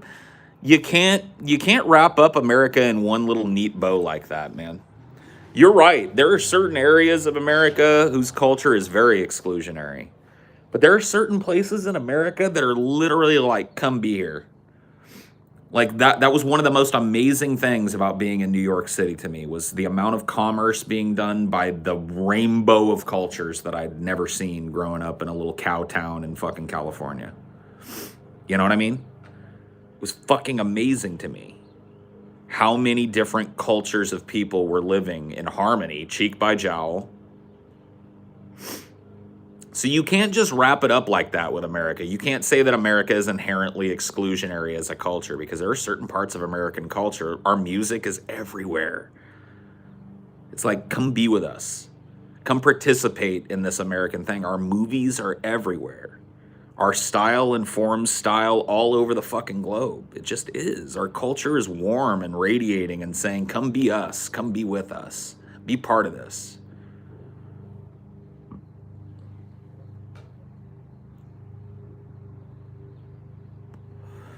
Unfortunately, the engine that's driving all of it is horribly exploitative.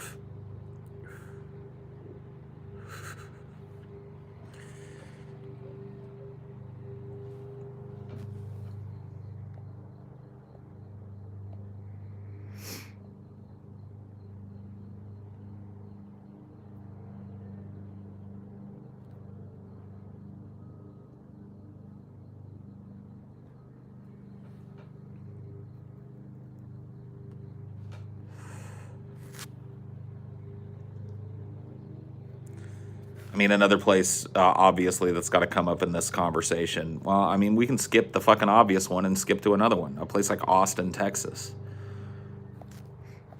Like, that place blew me away. You know, I lived on the outskirts of San Antonio, about an hour and change from Austin. And first time I went to Austin to chill there, I was fucking blown away by how warm and inviting a fucking city it was, how multicultural it was, and how crazy it was to be this like fucking place that in Texas of all places, you know.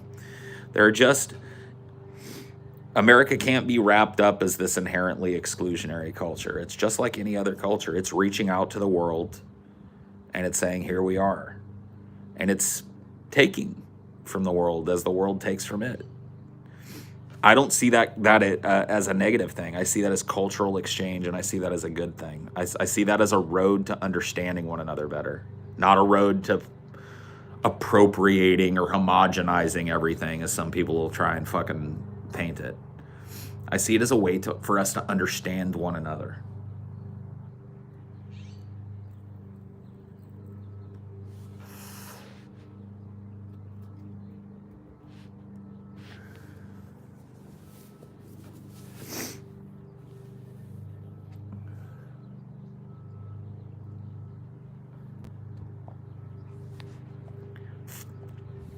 Music is the universal language, man. It's true.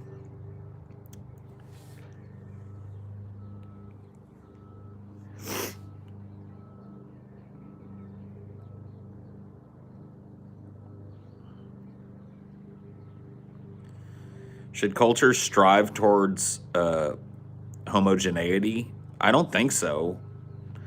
I don't like the word should, number one. I try not to deal in shoulds. I learned that in therapy. Shoulds are typically a bad thing. But I think that cultures will strive towards some sort of central homogeneity, like on a long enough time scale. I just don't think that's bad.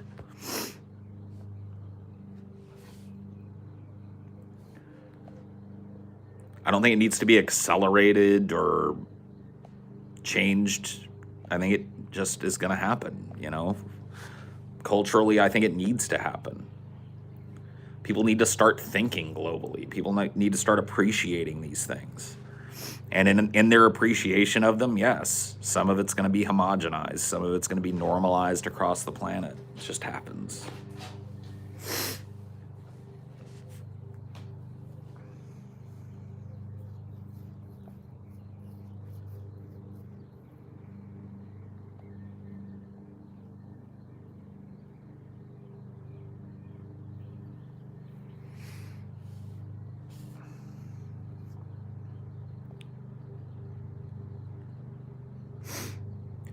Tell me more about why should sentences are bad. That sounds like a lesson I could learn. It's not very deep. Should implies an objective universe. If you're saying you should do one thing or another, or should have done one thing or another, you're judging yourself to a standard that nobody can obtain. We live in a subjective universe, not an objective universe. So there is no should. Oftentimes, people with depression and anxiety, those people can be very hard on themselves. Their internal dialogue is very hard on them. And one of the things that your internal dialogue will throw on you is, I should do this. I should have done that. I should be doing this better. I should be doing that better. Should. And there is no should.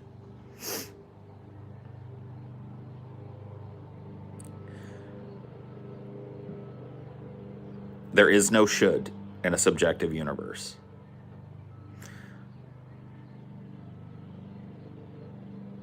What do you mean we live in a subjective universe?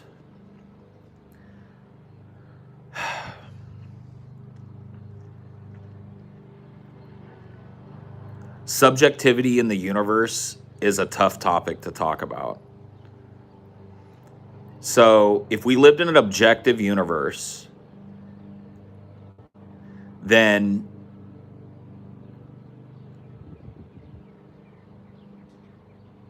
everything would have purpose. In a subjective universe, Purpose is defined subjectively. There is no purpose. So you as a human being might feel like you have an immense amount of control in your life. This is to explain the subjectivity of the universe through the human experience. You as a human being may look back at the balance of your life and go, oh, I could have gone this way, could have gone that way, could have been different, could have made this decision, could make a different decision. The truth of the matter is that range of decisions was not decided by you.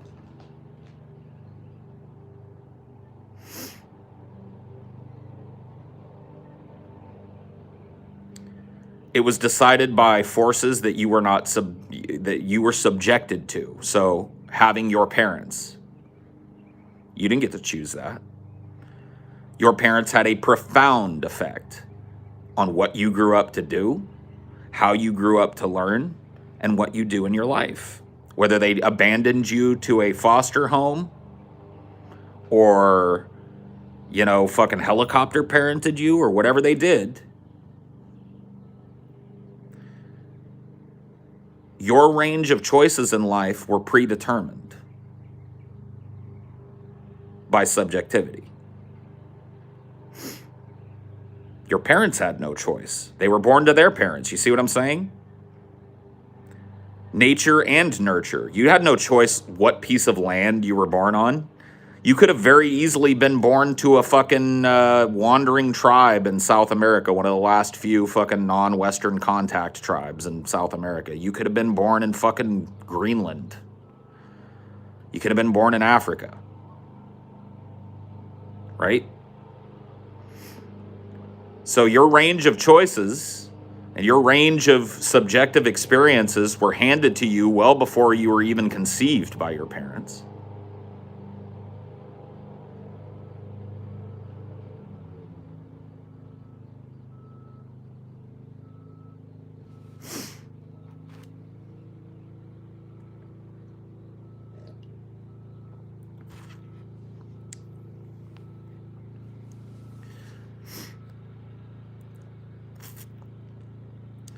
Purpose and intent are concepts that only exist in our head, but we project them onto reality to feel some ultimate truth. I agree. TJ once said, I'm agnostic to my own existence, and that stuck with me. Sure. Is it possible that life is more like 80% determined and 20% free will? No. Because you have to understand, free will does not exist. The idea of free will is a religious idea. It was introduced by religion and made a cultural phenomenon by religion. The idea that human beings have free will doesn't even fucking fit with religion. Because if you had free will, then God did not know you before he formed you in his mother's womb, as he says. Why does God say he knew you before he formed you in your mother's womb, but then tell everybody that you have the free will to make a choice whether to sin or not? So the entirety of the idea of free will falls apart within the religious construct that it came from. And what we understand about nature and nurture, the two twin determinants of how a person turns out in life as we can understand it, the two psychological pressures on a human, what they inherited from their parents, which once again, you had absolutely no fucking say in, and what they were taught by their parents or not taught by their parents, which once again, you had no say in. Those are your nature, or those are your nurtures. And your nature is where you were born. And well, I guess the first is your nature as well, what you inherited from your parents.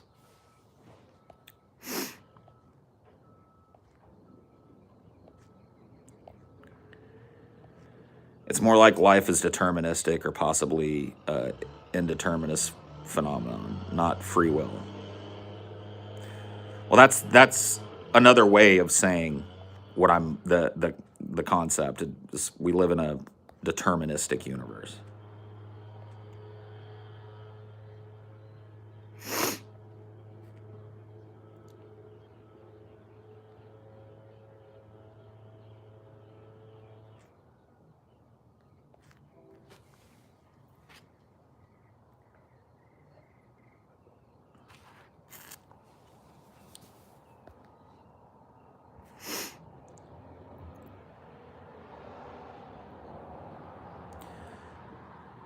Don't you think that having illusion or notion of agency or will is necessary to make good decisions? What's a good decision? Define a good decision to me and I'll let you know. That's the idea, is like what's a good decision and what's a bad decision. Now you might offer me some fucking silly example, but I can offer you a counter to it. You might go like, it is a good decision to work hard at your job, and it is a bad decision to smoke crack. What if the guy that works hard at his job breaks his body down and is left with nothing at the end of his life? And what if the guy that smokes crack gets clean and meets somebody in a fucking program and leads a productive, creative life because of it? Then I guess smoking crack was a good decision. Or there's no such thing as a good decision, because we live in a deterministic universe. We live in a subjective environment. This idea is the same thing as saying should. What am I saying? This whole conversation started as to what my beef is with the term should. The term should implies somebody knows how to navigate the infinite complexity that just makes up you, and every decision that you've made, and every decision that people in your orbit have made that have affected you, and everything that's happened to you in your life, and everything that happened to you before this person knew you, and go, this is what you should do. It gives some fucking it gives them some kind of omniscience.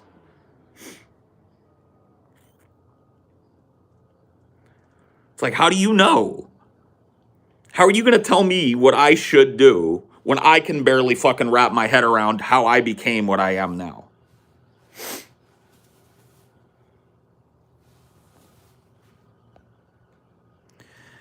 But if you work against the flow, you determine your own path. See, that's the thing though, bro. If you work against the flow, you're working against the flow in a way that you are allowed to work against the flow, given your position in society. Some people are born into societies where if they work against the flow, all they get is dragged into the fucking public square and beheaded. You see what I'm saying? So if you just happen to be born on a piece of land where working against the flow gets you beheaded, your ass wouldn't even be around to work against the flow.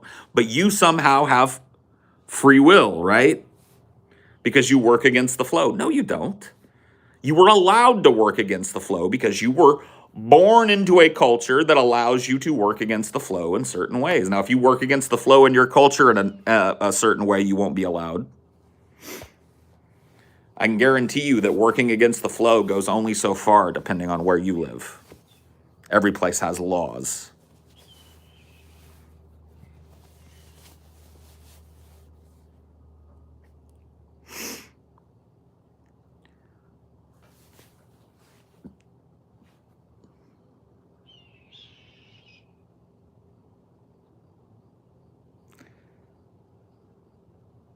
Here they're red-tailed hawks. Oh my God, they're hunting. That's cool.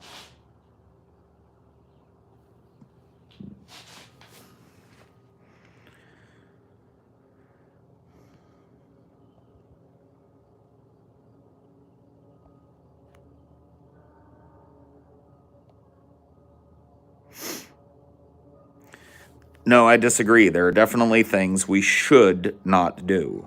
Murder, pollute the planet. I don't understand your point.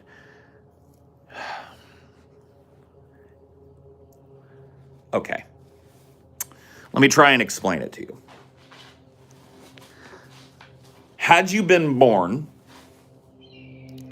in a different time, what we see as murder in our current civilization, and I'm talking about Western civilization, would have been completely and utterly sanctioned and legal. Even here in the United States, it was sanctioned and legal at a certain point to kill somebody over calling you a card cheat,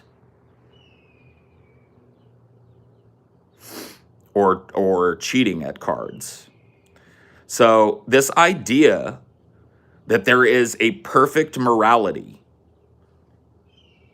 is once again an idea based on the flawed religious thinking based idea that we live in an objective universe. What is murder today may not be murder 2,000 years from now.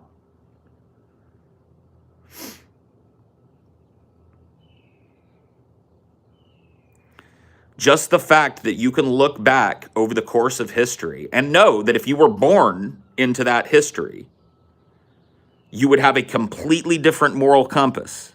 Would you be wrong? So your idea is now we have the perfect objective morality, but back in Roman times or Greek times or ancient Egyptian times, they had a flawed version of morality.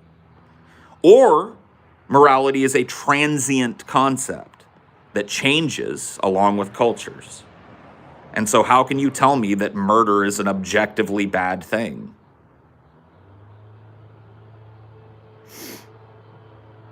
What you define as murder may not be murder in 200 years.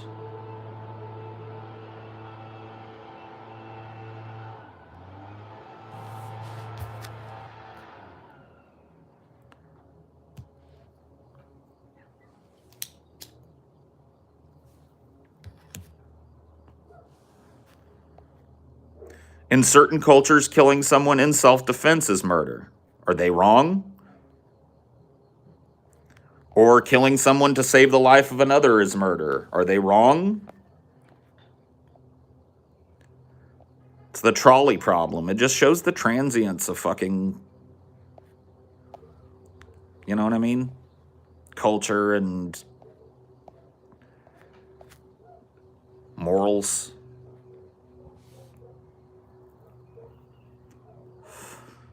My coworker today lamented the obscenity of the Grammy performance of Wet Ass Pussy, but then bitched about cancel culture. I can't deal with these schmucks. Yeah, I know.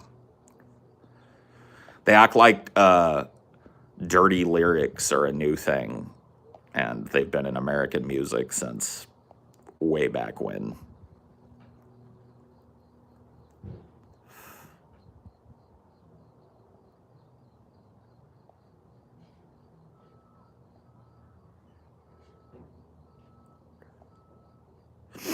That depends on what your definition of is.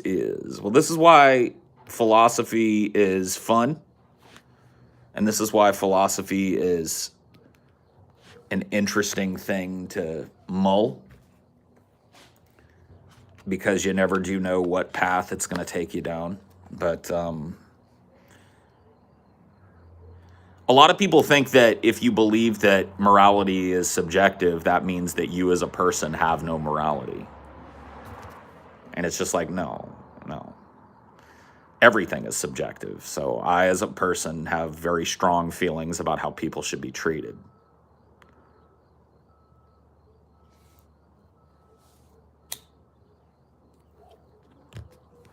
But those feelings differ because I was born into a culture that prizes human life.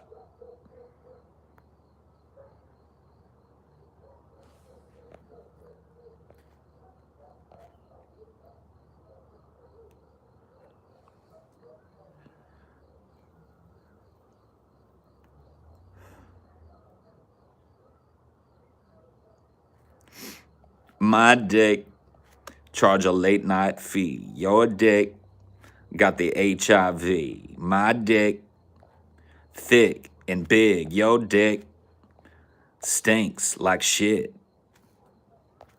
Any Mickey Avalon fans out there? No.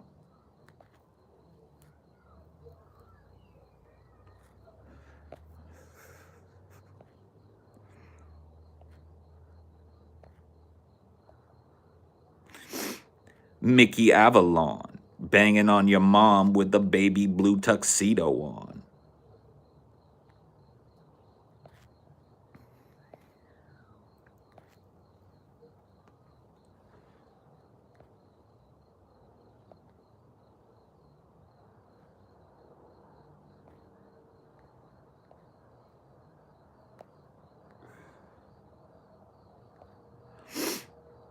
That and Slob on My Knob are the best rap songs. Yeah, there you go.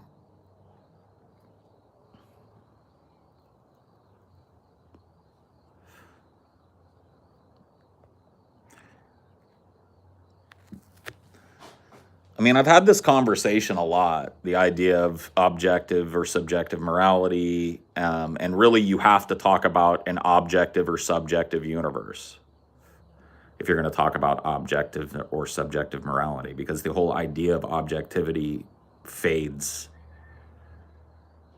like ultimate objectivity. I'm not talking about trying to be as objective as possible. That's different. We're talking about universal objectivity versus universal subjectivity. You have to have that conversation when you want to talk about the subjectivity or objectivity of morals. I think you gotta get going kind of soon. Do I? Yeah. Oh, okay.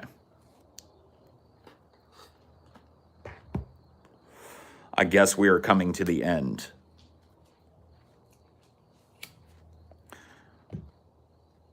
People tend to misunderstand amorality when they think it's a lack of morality, meaning you don't think whether something is good or bad morally, but rather, is this what helps or not? That's it. I don't know, crazy killer. I think we should discuss shoulds in terms of society, but we shouldn't blame ourselves because of our past. I think you're conflating these two things. No. I mean, shoulds in terms of society are fine to talk about. I don't necessarily like the idea of using the term should, but you need to understand that shoulds are transient and shoulds are ultimately meaningless in a subjective universe. Like the whole idea of a should needs to be done away with.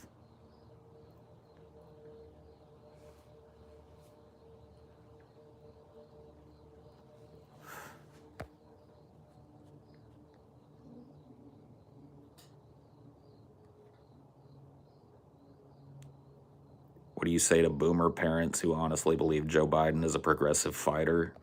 I don't. Those people need to be excised from the DNC. The DNC needs to be excised. It's a lesion on the American fucking public.